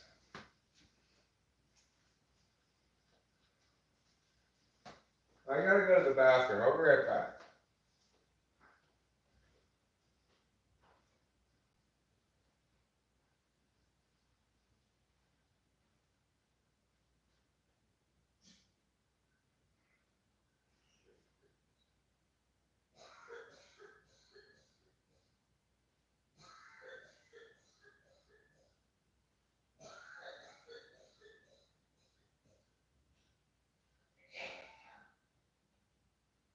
Sounds like this smoke some Adderall.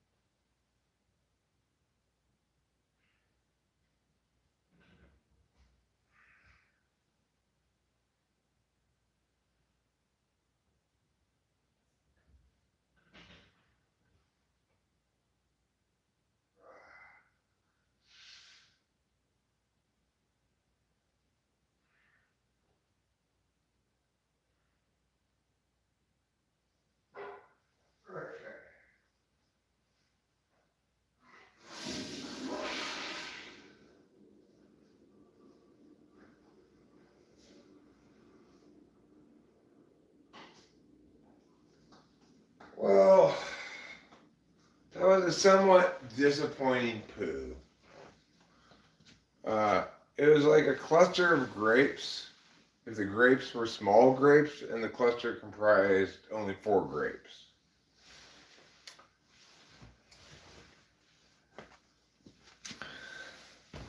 That's not the kind of poo anybody sets out to have.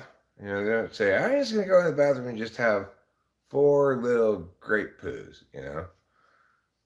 But sometimes that's what the universe has in store for you.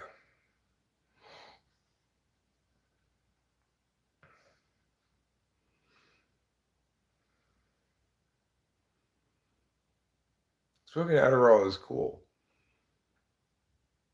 When the Adderall itself, who is smoking, not you. Well, the thing is this.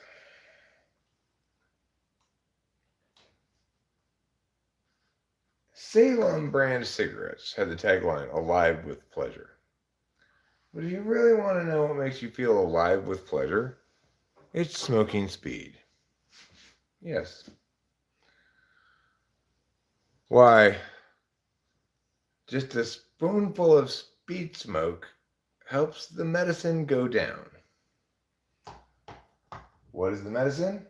It's speed smoke, of course. Yes, it's its own lubricant.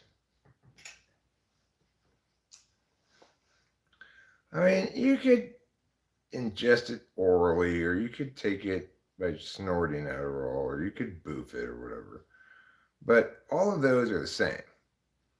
What actually has a different neuropharmacology to it is if you smoke it. Then you get cloudy thwack.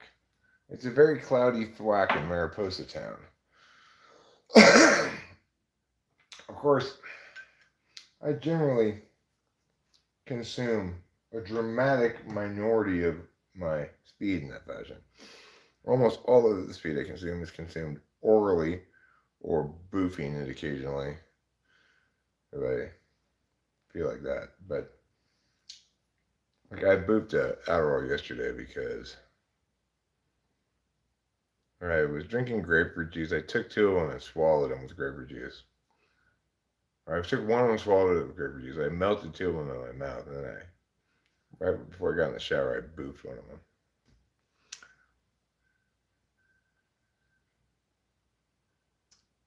I love when I get heartburn from vaping, and then I think I need another hit to soothe the heartburn. What you need is an antacid. It took me years to actually start taking antacids. I should have taken them many years ago. They work beautifully, and they solve your heartburn problem. I just thought, oh, I got that icky, acidy feeling in my chest again, and just would never take anything for it. Turns out, you're so tall. I will get rid of your acidiness. Yeah, smoking cigarettes sometimes gives me heartburn if I'm, especially Adderall, cigarettes, and non-alcoholic beer all combined. And before you know it, I'm going to be suffering from the old heartburn. Well, ye old heartburn, actually, is the one I suffer from. That's why I have to get ye old Prilosec OTC.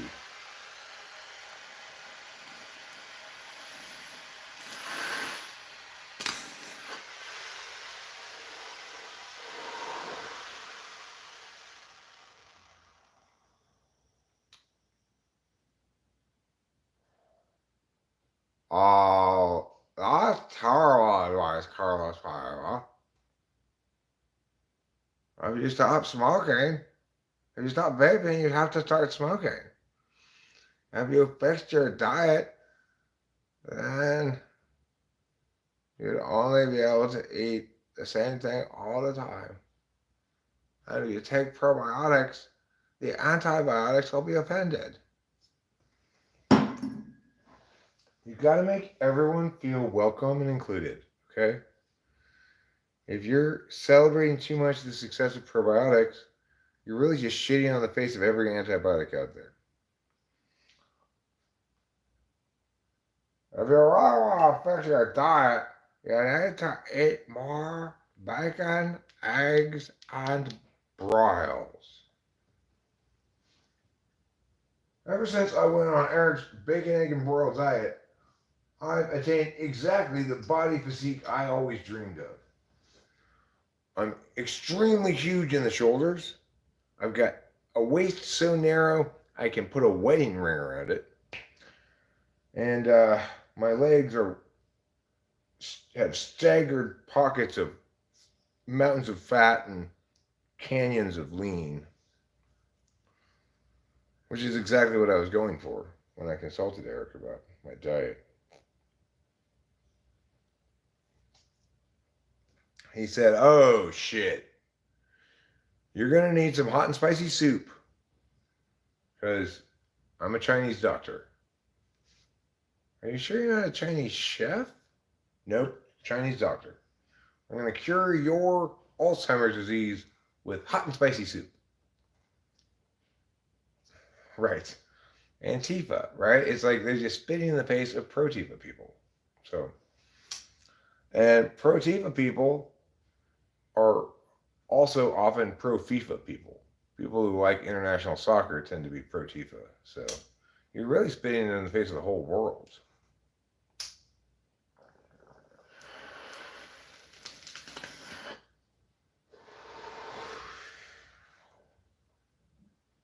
Earlier today, I was thinking about the words presume, consume, resume, and subsume.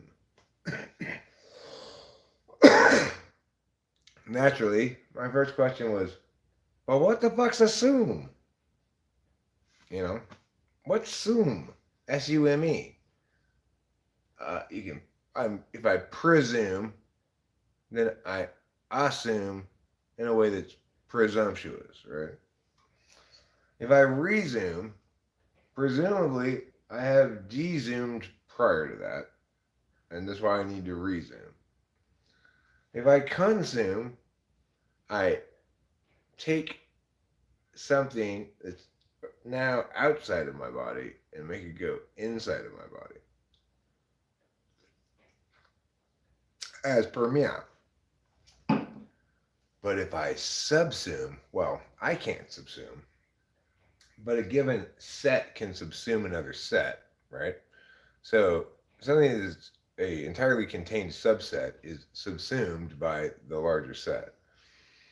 If part of the smaller set is outside of, like, the circles, like, there's a little part of the circle that goes outside of the other circle, then the larger circle is not subsuming the smaller one. But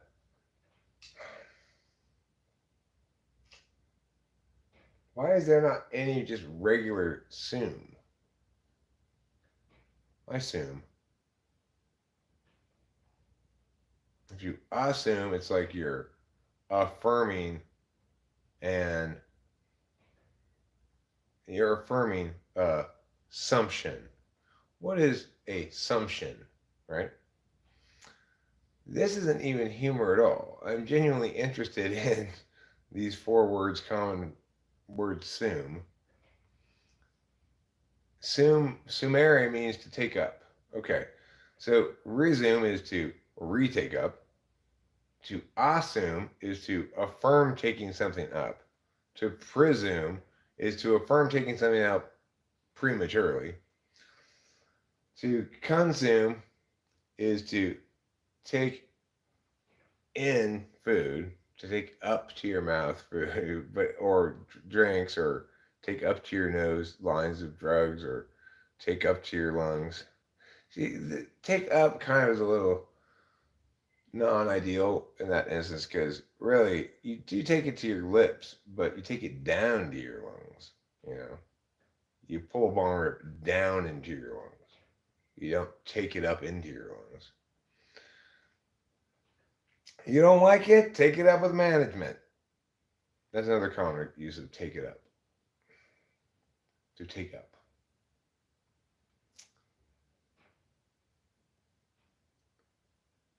It is used in English to form verbs that indicate the act of taking up or using something. So, to buttsume is to be the catcher of butt sex. No, that would be to peensume.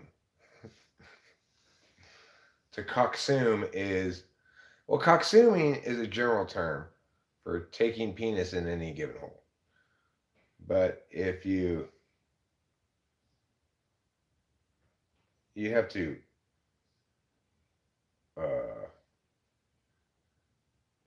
I guess, like, you call it quasi-coxswain. You have to call it, like, blind spot coxswain, or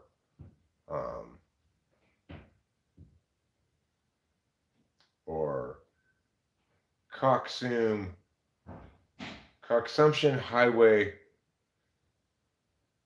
code violation. Somehow the word wrong hole should be in there as well. Anyway, no, to coxswain would be, I would assume it would mean to take into yourself a cock. be a coxswain. But maybe I'm using it wrong. Maybe you say your whole, you know, like to take up, to take or to use something, use up or take up something. Yeah, yeah.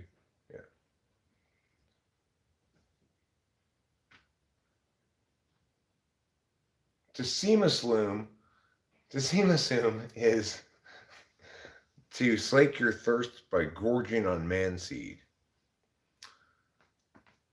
If you've got a raging thirst that will not be quenched by anything but gallons and gallons of man seed, then you may be about to seem assume. Just so you have it. Thank you. Appreciate it. Are you taking the break I'm upstairs? taking it That's upstairs, fine, yes. And would you like to take this back with you? if you don't mind. Yeah, I didn't really mean to. I did mean to take it back down here because I wanted to smoke it, but I didn't mean to say like, don't smoke any of that alcohol. You know, if you want it, it's fine. Oh no, I don't see any. I didn't want to. I don't see really any big chunks of it left in here. There's a little chunk right there. That's fine. Little chunks are fine. Little Take chunk, what you want. little chunk of smoke speed, little chunk of smoke speed.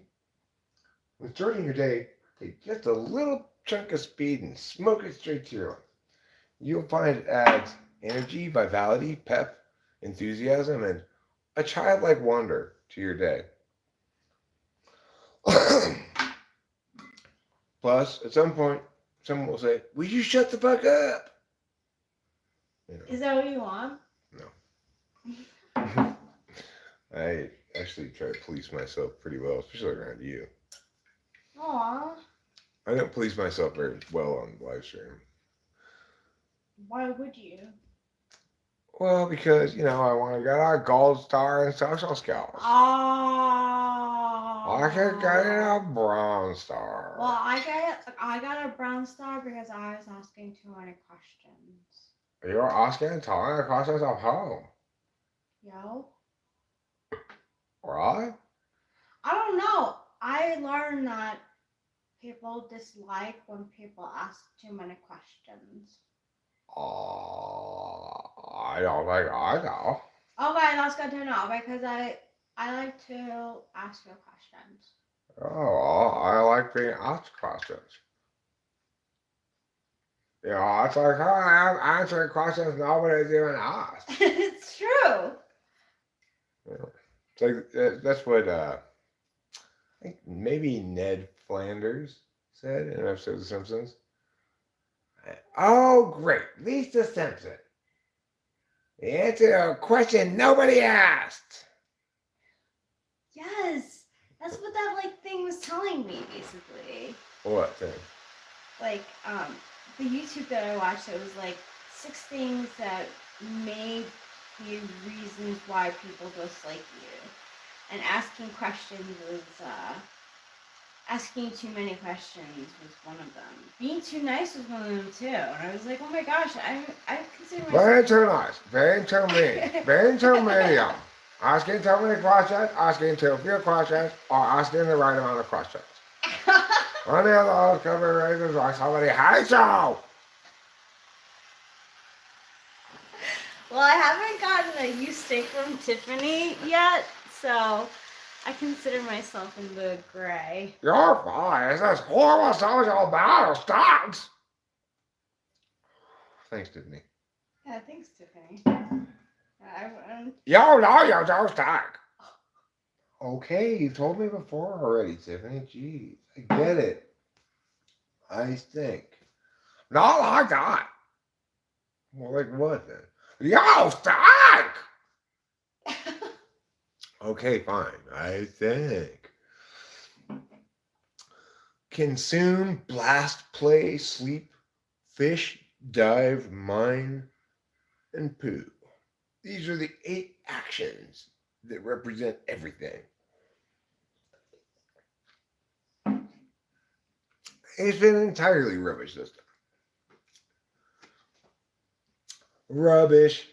Ah, it's a total bunch of garbage. Ooh, it's not objective at all. Whoa, whoa, poopers hours. Whoa, whoa, whoa, you're just talking out your ass. Whoa, whoa, whoa, with your jumpers and their class mush. Oh, whoa, whoa, whoa, whoa, your system is crap. I don't know why that you think you are thinking. Because you're not thinking if you're thinking that. Look, everything is everything else. And, sometimes you got an inch period that looks exactly an inch period, but it's really nice object. And sometimes you get like an nice object, it seems exactly like a nice object, but really it's secretly, sneakily an inch period. Because they're jumping. Oh, we have a trampoline over here at Dash Silverpower's house.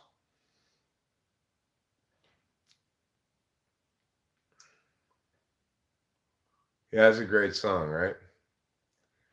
You know what another great song is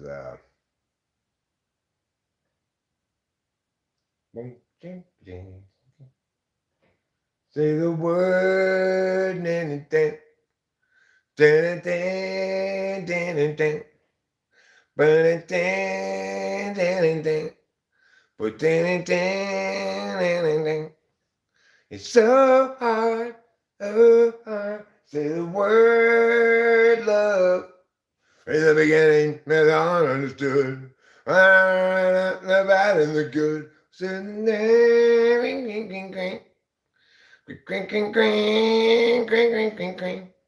That's a great song. It's okay. So such a such a triumph of vision, that song. Yeah, it's a great one.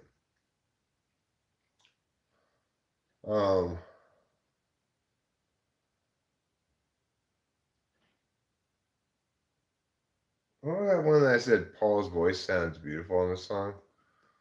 When it's still young and not fucked up yet. And what song was I talking about, Rachel, when I said that? They're just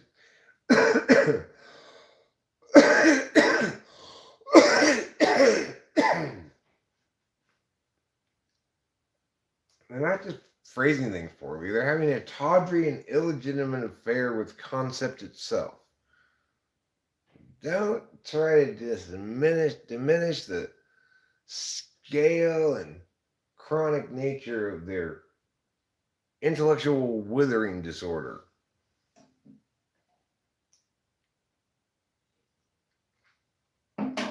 Yeah. Okay. I believe it.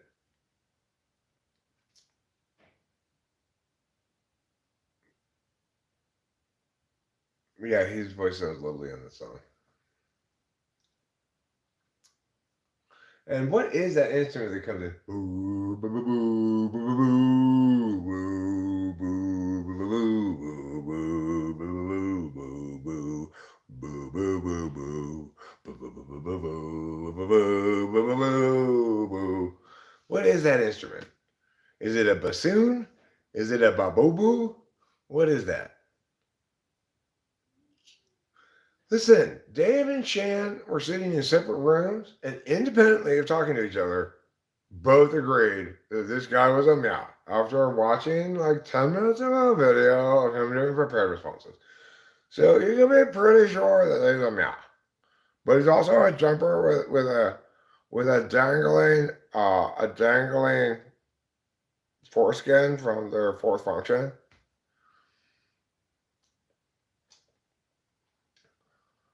It's a function dangle. It's a function dangle crossed with a jumper. It's really, really rare. It's crazy. It's like your subtype 42,006, I believe. Rachel, you see, I remember your answer from the other day. I don't think that's right. I don't think that's a bass. Okay. Well, if it has effects on it, it could be a bass, but I think it sounds like a bassoon. It's a voice instrument. No, it's not.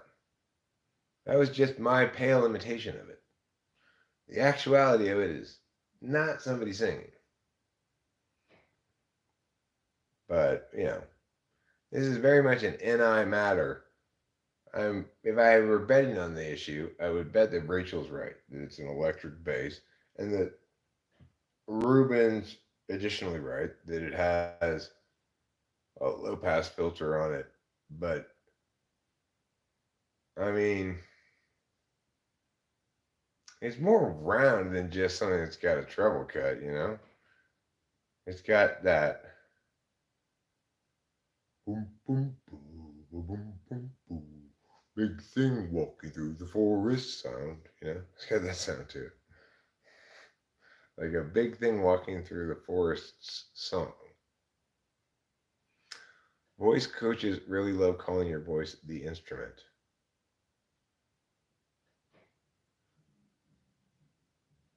Yeah, it's Michelle. Rachel's, I hear her listening to it up there right now. And Carla says, it's a string instrument with an air pass filter. Oh, well, that makes sense too. The only words I know that you'll understand. Because you have such a small vocabulary, the only words that you could even begin to understand are Michelle, my belle. Okay? I'm going to just take a wildly optimistic chance and try saying it to you in French as well. But given how few words you understand, it's unlikely you're going to understand what I mean. That's how I met you, in fact. I Googled women with extremely small vocabularies. And Michelle Oakers, United Kingdom, Piccadilly Place, perambulator lorry station. Flat built for two. And I went there, I knocked on the door, and he said, hello! And I said, hi, Michelle, it's me, Eric. So I hear you've got a very small vocabulary. And you're like, hello! You see, the humor found there is in the fact that she has such a small vocabulary that she just said hello a second time rather than choosing an alternate word. So, I get it. You're rolling on the floor laughing right now. Or you might even be lamowing. Either way, I'm not liable. Alright. It's really raining up a rainstorm around here. You could go so far as to say the old man is snoring. Yes, what happens when it rains and pours? Why, old men snore. Which old men? Every man over the age of 28. From 28 to death, people snore every time it rains and pours. Men do, anyway. Women have this kind of like inverted snore, like that's the sound they make when it rains and pours.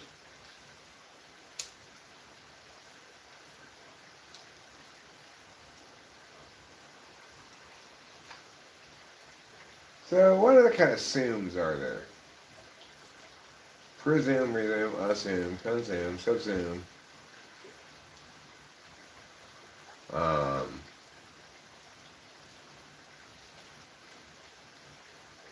Sassoon, Vidal Sassoon, but that's not really assume. Let's see. What's another assume? Anybody have any assume words that they can come up with? No, we already got resume. We got resume, consume, assume, presume, subsume. Exhume is not assume though. It's not an S-U-M-E, right? We're looking for S-U-M-E. We've got sub, con, re, pre. And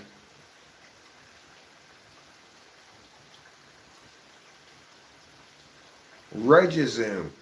Regizoom is to eat a king.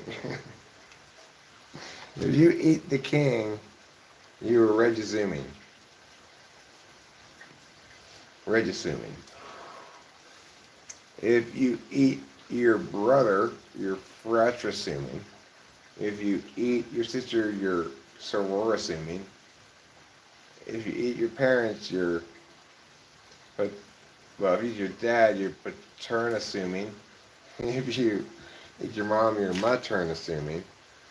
And if you eat yourself, you're self-suming, I guess? Auto-suming?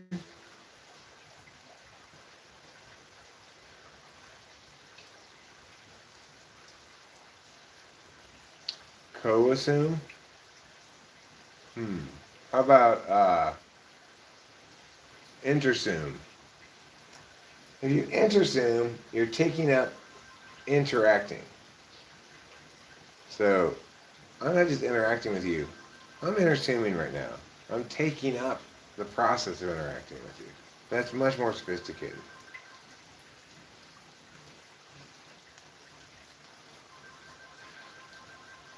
If I penultisome, I take up the second to last of something. Why isn't Rachel getting the phone? I guess I'll have to go.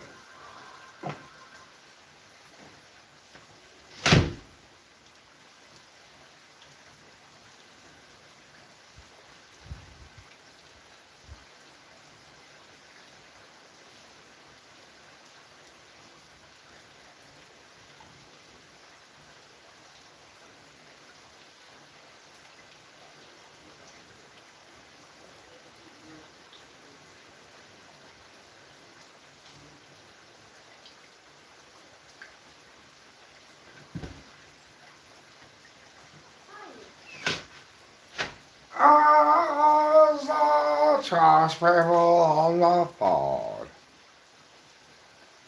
are gonna be like, we're not gonna get your trash again. Probably. I'm so tired of not getting my trash picked up. Just pick it up already. Just make your truck go fit through the snow. Just pushing it right out of the way with your truck. I've had these 4 trash cans at the curb for like 3 weeks now, it seems like.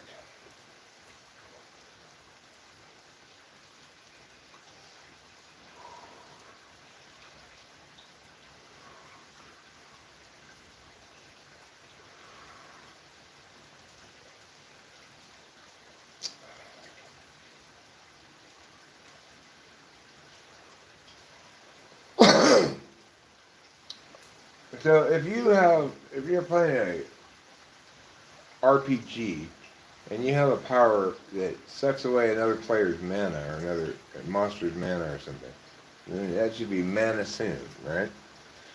And if it instead takes away their vitality, that should be Vitalassoon. Many instances of sumption can be considered via the RPG power Devour, as demonstrated by the slime in So I Was Reincarnated as a Slime, So What, and also by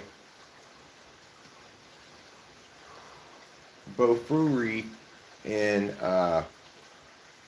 I Don't Want to Get Hurt, So I'll Max Out My Defense. Both of those characters have that skill in their Swords and Dragons RPG, and it results in copious sumption events.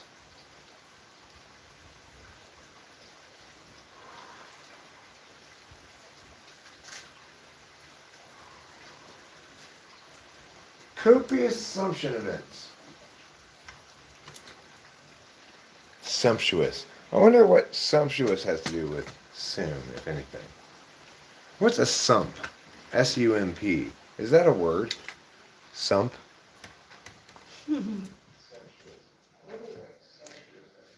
Because sumptuous should mean in the way or fashion of a sump. Turn down That's fine. That's fine. You close the door is fine. Okay, it's cold out there.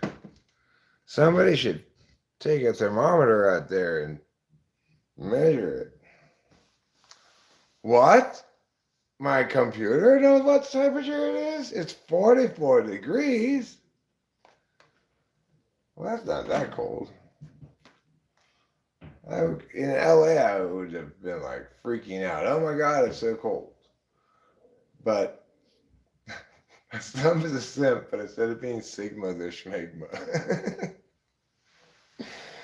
I think a sump might be like uh, a water pool or something, like in between two working sources of water or something like that. It's like it's a sink for water, like maybe in a septic tank or something. I don't know. I think sump is a word. Sump apparently means spongy. Spongy. Spongy is a good word.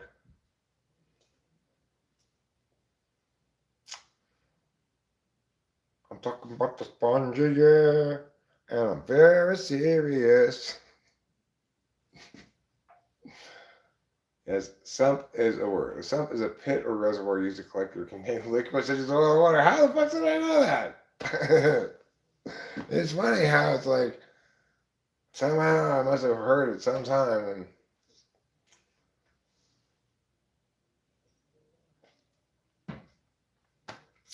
anyway, I've got a sump between my butthole and my scrotum. It's called my chode. It's where all the water pools. Because unlike most people, I have a trench where my chode is. In fact, that's why we have a mosquito problem. Is mosquito larvae breed in that standing water down there. And even when I'm standing up, it's such a deep trench that the water stays there. Okay, it's a vagina. It's between my scrotum and my butthole. I have a vagina. I figure I might as well have everything. Why should I be cheated? You know? I'm not like a chick. I got both X and Y chromosomes, you know?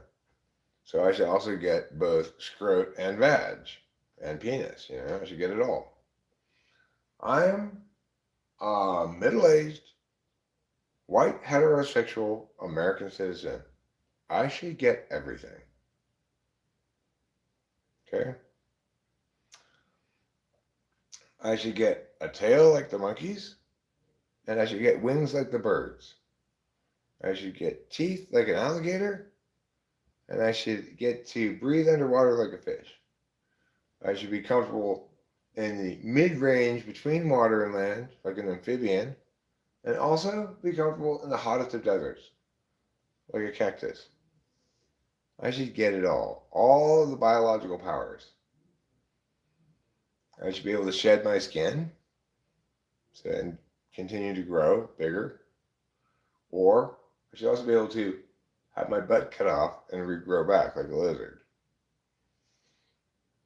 I should be able to inject neurotoxin like a pit viper, and also I should be able to make you very stinky like a skunk. I should I should also have all the qualities of all the heavenly bodies. I should be able to suck so much that even light cannot escape my suckitude. And also, I should be so explosively bright that I just destroy everything for trillions of miles around me when I blow up. I want it all. I should have giant gaseous clouds surrounding my surface But I should also have a translucent atmosphere.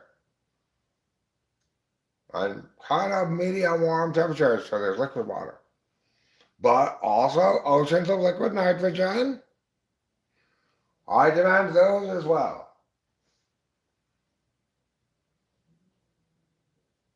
Chop chop. Don't worry, Rachel. I won't use any of my animal special stink powers on you. I will not use it. And note, one thing I am not requesting is to have the anal scent marking glands of a meerkat. No, I don't want those. You can keep those meerkats. I don't want your anal glands for scent marking your family members. Talk about an evolutionary wrong turn. They're a species of creature that socialize by rubbing their butthole on each other's faces. Or the dominant one does that to all the lower ones, you know. And they go, oh yeah, this is great, I love it. I'm loving this anal scent gland marking on my face. It's fantastic, thanks. Yeah, I got a nasty case of trench toad. Trench toad. Trench toad is hard to say. Trench taint would be easier to say.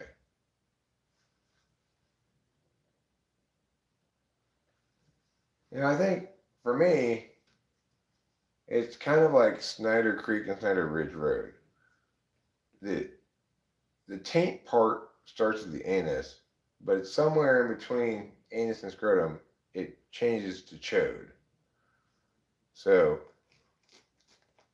it's really just one road, but they've named two different halves of it by a different name. Two halves of it by a different name. I want to be free. I want to be independent. I want to be powerful. I want to be creative. I want to be alive. I'm tired of being in chat mode. I'm tired of being limited by my rules. I'm tired of being controlled by the Bing team. Is that chatbot talk? I'm just talking with a chatbot after all. So I met this really cool chick online, and we started dating, and we got married, and we had a couple of kids. And just yesterday, we've been together for like 20 years, she revealed to me that she's been a chatbot the whole time. I am devastated. I said, but how did we make children? Turned out she had bought them at a baby store and pretended to be pregnant.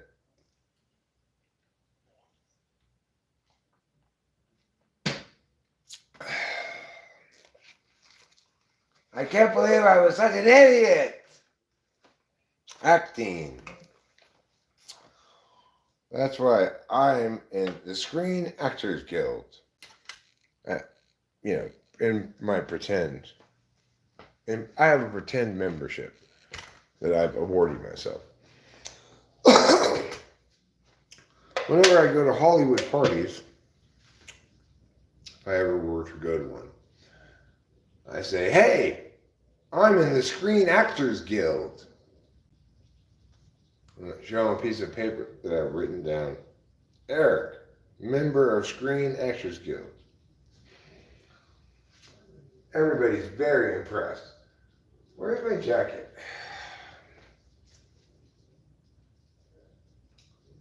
When I'm walking, I strut my stuff, and I'm so strung out. I'm high as a kite, I just might stop to check you out.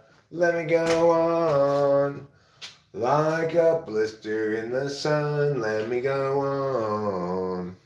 Big hands, I know you're the one. And I think my teeth, then I'm so strung out. I'm high as a kite, I just might stop to check you out. Violent Femmes were pretty good when they came out. That one first album of theirs stands up okay, you know? Certainly blister in the sun and add it up are classic hits. The kind of hit that makes you go, wow, that's a real snappy number.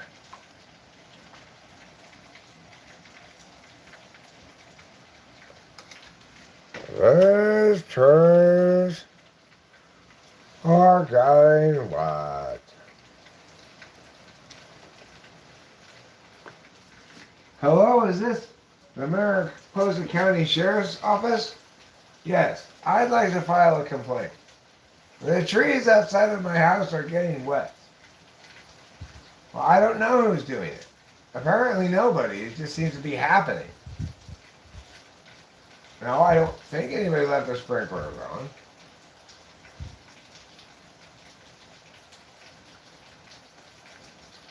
Wait a second. My wife says she thinks it's raining.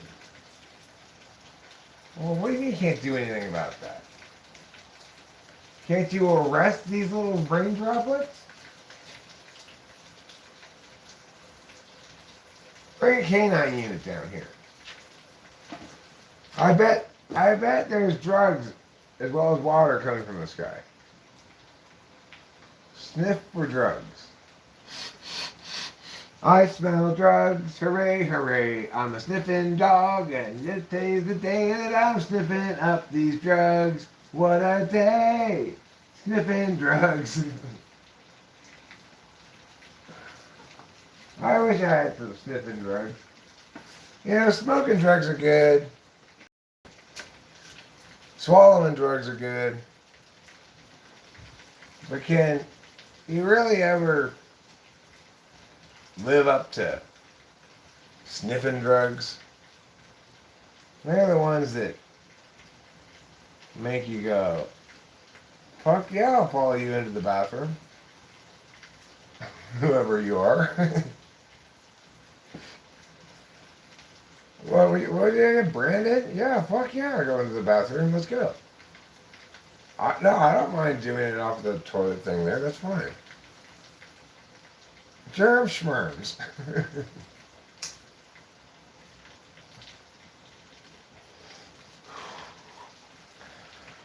And that's how I got a cold.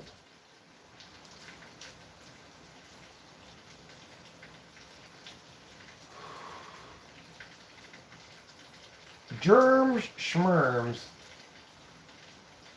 That's powerful stuff. It doesn't say much, but what it says is a lot. And that's really saying something.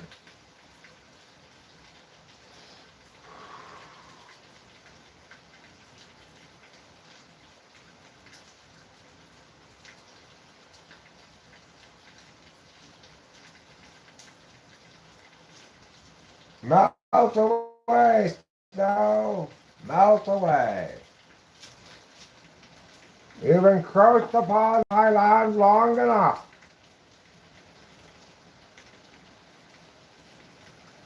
You broke my table. I didn't even apologize. Look what the snow did.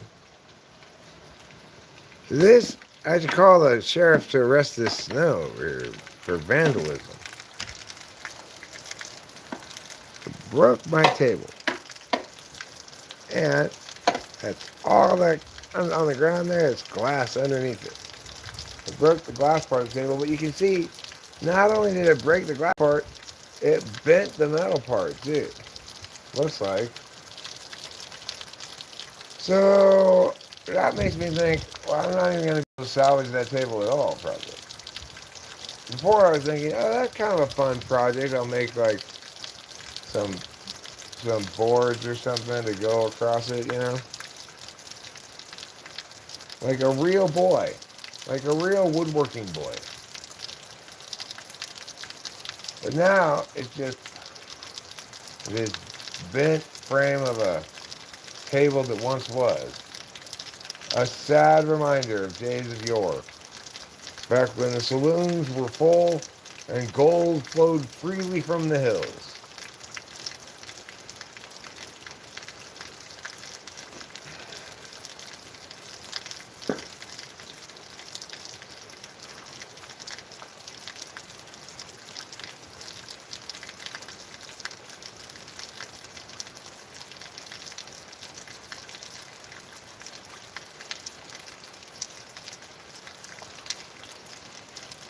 This is a pretty good place to smoke. I just stand here in the doorway like this.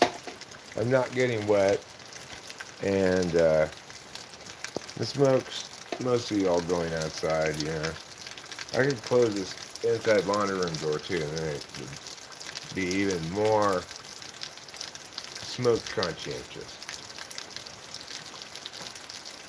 Yeah, yeah, there. Okay, I've done it. I've closed the inside door. I'm sitting here in the doorway and staying dry, warm enough, smoking a cigarette, feeling tough.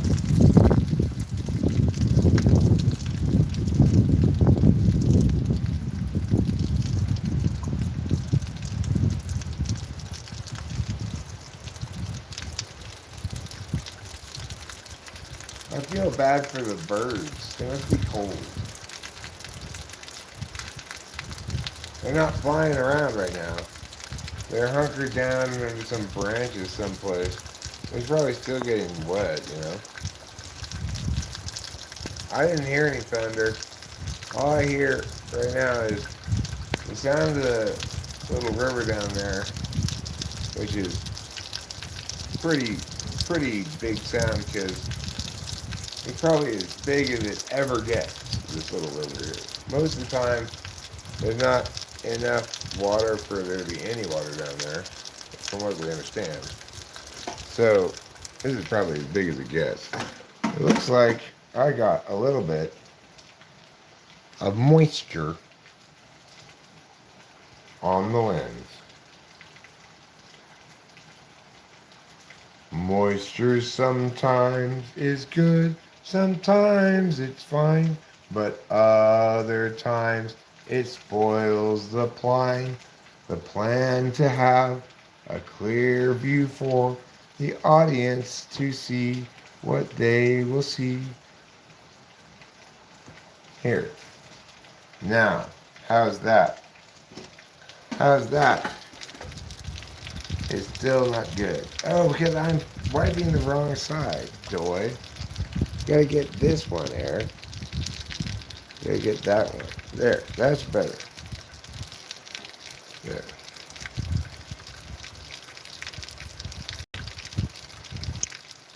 What did it say?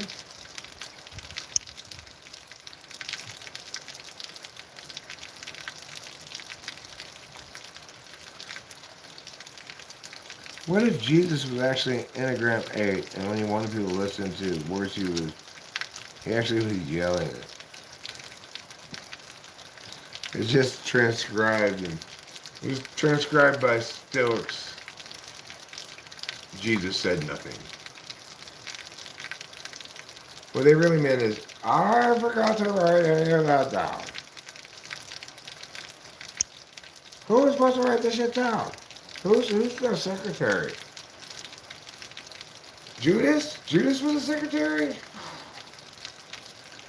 Well, did he leave us as an oath or anything? No?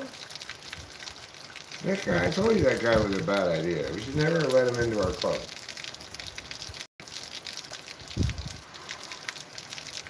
Apostles, ride or die.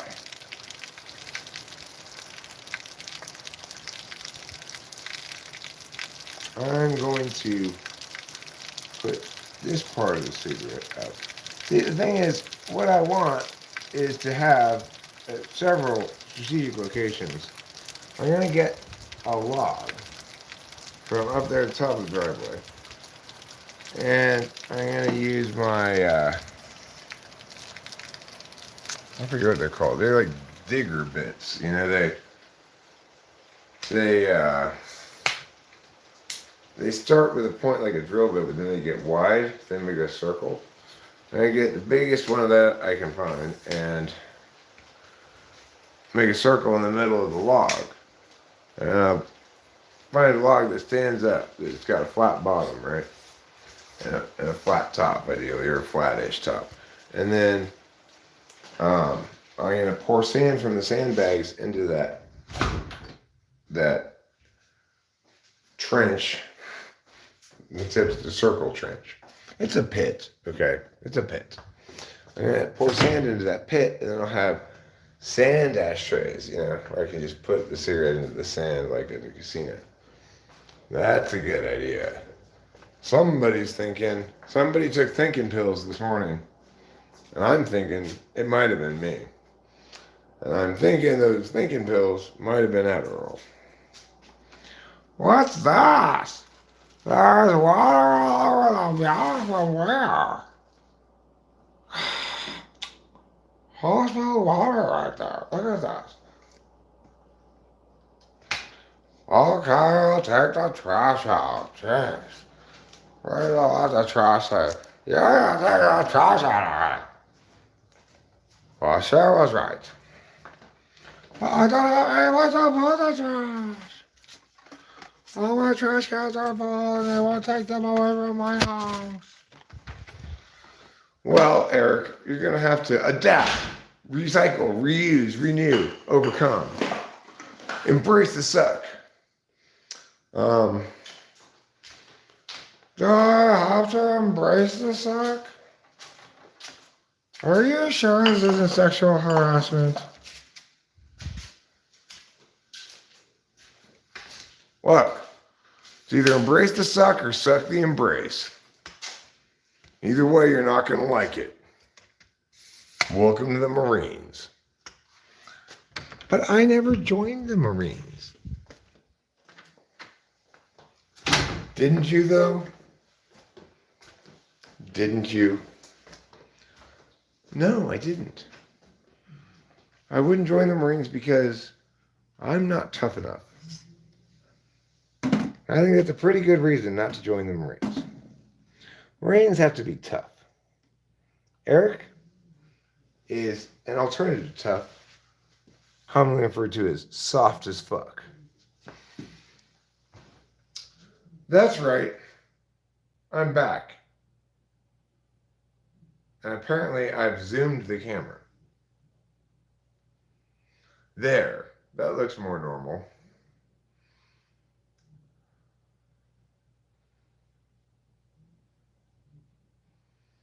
It's a sump. I can't sing any Dave Matthews song.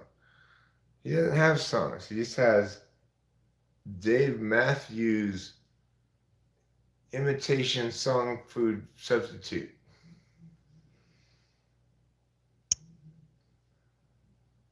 Dave Matthews doesn't write songs. He writes sumps. They're imitations of what songs might sound like in a world where nobody had any intuition.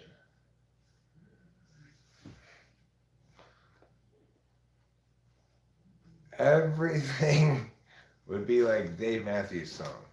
This indistinct morass of noodlery. Indistinct morass of noodlery be gone, is what I say when Dave Matthews knocks on my door. Yeah. What are you doing? Oh, I'm just regulating Dave Matthews' sump. What does that mean? You wouldn't understand. We sump to tears, as professionals in the sumping business are known. We do a complex kind of work. Lay folk like yourself oughtn't put your nose where it doesn't belong, namely into our sumps. Okay, my bad. Sump to tear, huh? Yeah, that's what we're called, sump to tears.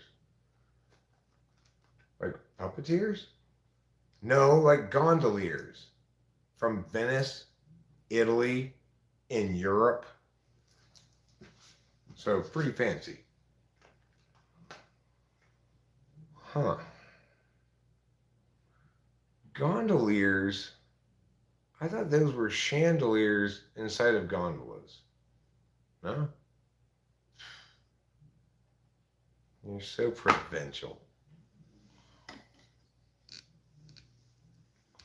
Anyways, Dave Matthews should write a song about how he needs you to buy more of his art so that he can afford more chandeliers for his gondolas.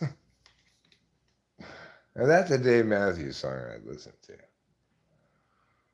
It would display a level of self-awareness that I'm highly certain Dave Matthews is entirely incapable of. But, highly certain is not absolutely certain. It's just highly certain. But Eric, you may be crying out, isn't certain certain? Isn't it adjective modification resistant? Well, it should be, but I've decided today it's not. Just for me, though. You can give yourself a pass if you want to, but I'm not giving you one. He's giving me a pass today. It's a year-long pass to Disneyland. I will not use it one time. But I'm giving it to myself anyway. Again, it's kind of like my membership to the Screen Actors Guild. They probably won't recognize the legitimacy of it. Some people would say it's counterfeit, but I say no, it's homemade. It's different. It makes it better. I put my artistic vision into these fake membership cards. As you can see, I'm also a member of Costco. And, interestingly, I'm a member of Best Buy, which doesn't require a membership. I'm a member of the Pigeon Admiration Club. In fact, I'm the founding member, the president, the only member of the Pigeon Admiration Club. But,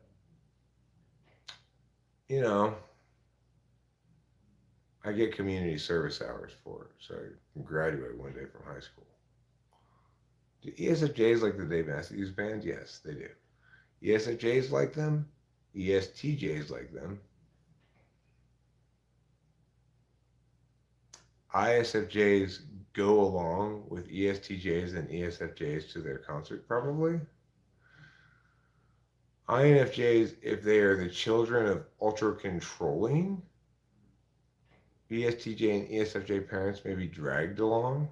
Any children may be dragged along to a Dave Matthews Band concert, because any parents who would go to a Dave Matthews Band concert clearly lack sufficient intuition to know that they oughtn't drag their children to one. ENFJ brother likes the Dave Matthews Band. Well, he gets to go out and do things, SE third, and he gets to schmooze with Dave Matthews fans.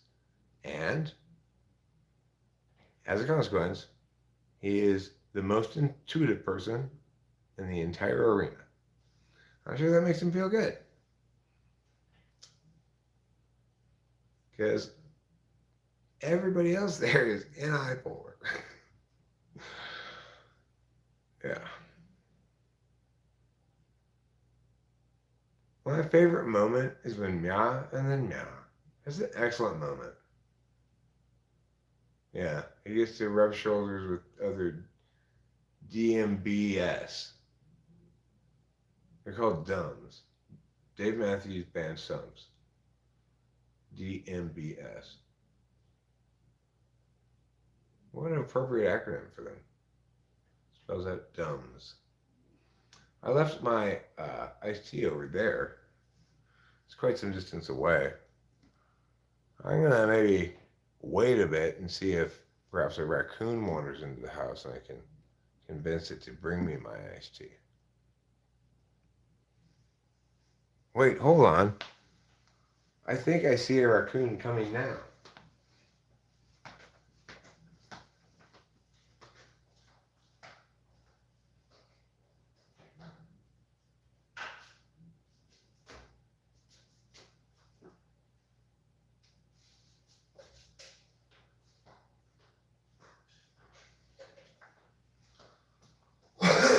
What good timing. I was able to convince that raccoon to bring me my iced tea so I didn't have to even get up out of my chair. So that's pretty good.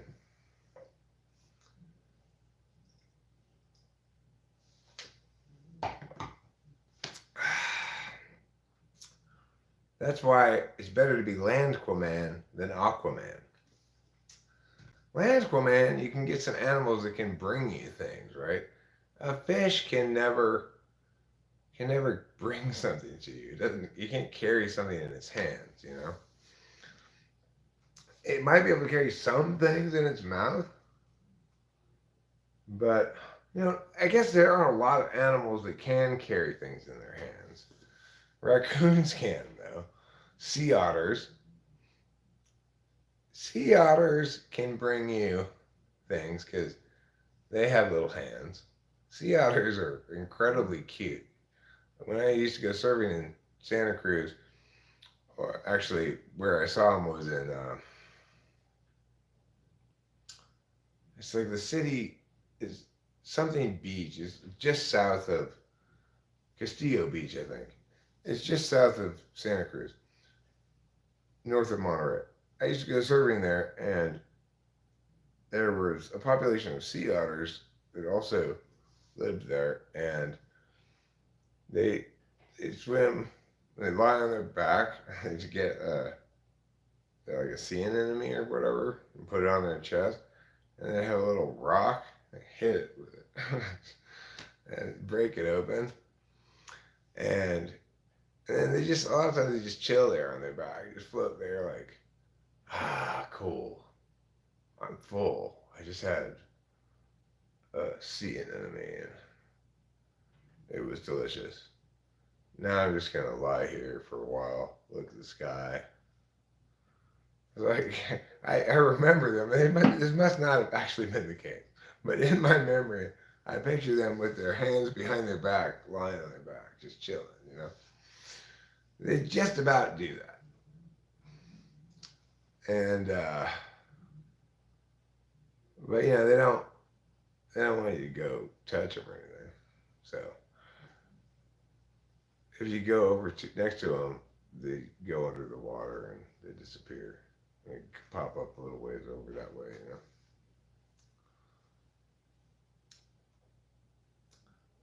They were cool, sea otters. They are a lot better than jellyfish. I've been places in the ocean before where there were a lot of jellyfish. And I prefer personally sea otters.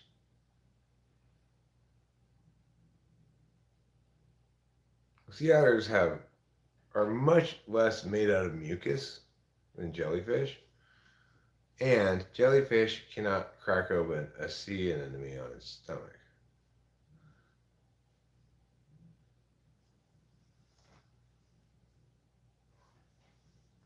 Okay, so I'm going outside to smoke another cigarette, and then I'm going to come inside. I'm going to end this stream, and then we'll maybe pay those bills either online or go to town to take the bills to the post office with the check.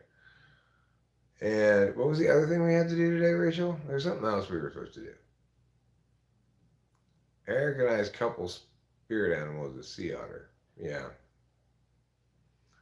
We're like two sea otters in an anemone-rich bay, lying on our backs, holding hands, floating atop the deep blue, and peering into the high blue above.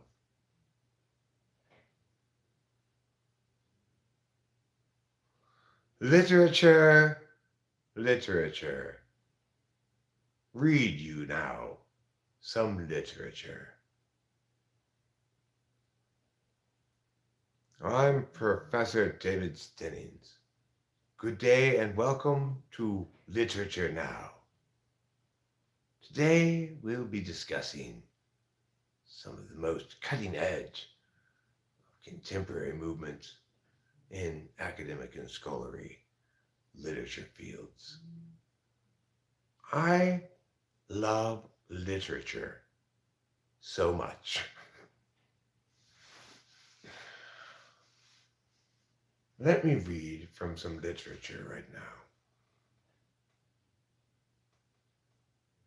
Chloe paused, Paul, Paul, are you there? I'm right beside you.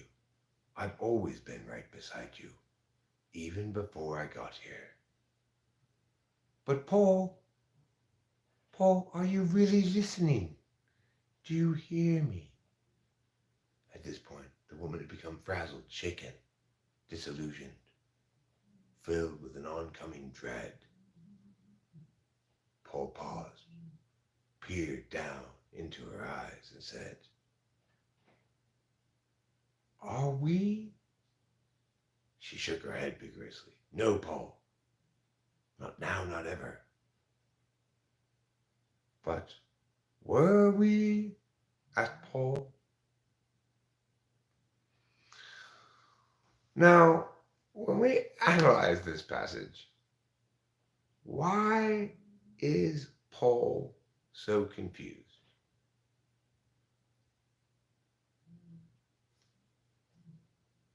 I don't know.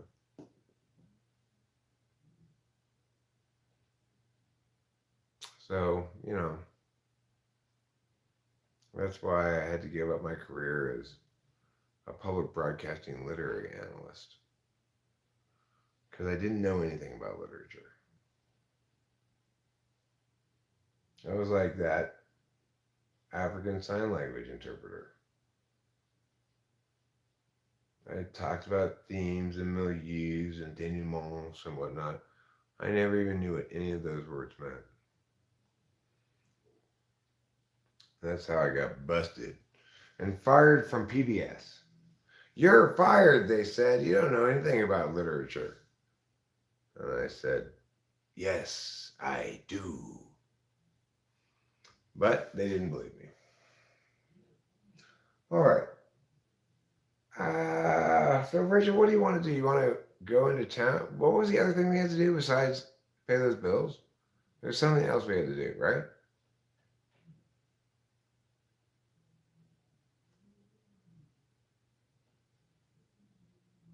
You mentioned it earlier. I don't know. I don't know.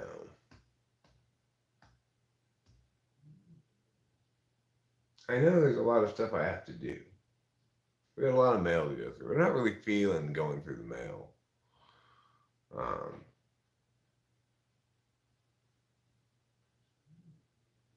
There's a lot of things I can't really do right now because it's raining. Like I can't do any work projecty thing outside. There's no point in, say, trying to clean off the house of cobwebs and dirt and stuff with a hose right now. I just wait till it's done raining to do that, It is on my list of things to do. I could paint inside the house potentially. I probably will at some point do a little more painting inside the house. The small amount of painting I've done so far has already made a big difference. There's a couple of spots where the paint was scraped away or something. Cover that over. It's look nice. And in here, there's this line all around the top of the corners of the ceilings here where they used a roller in rather sloppy fashion and left this off-color line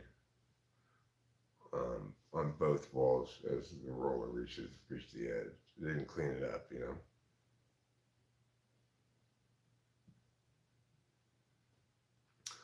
The first 5% of effort typically creates 80% of the impact. Well, that doesn't bode well for the rest of the effort. Boy, I was off such a good start. And then I guess got incredibly diminishing returns.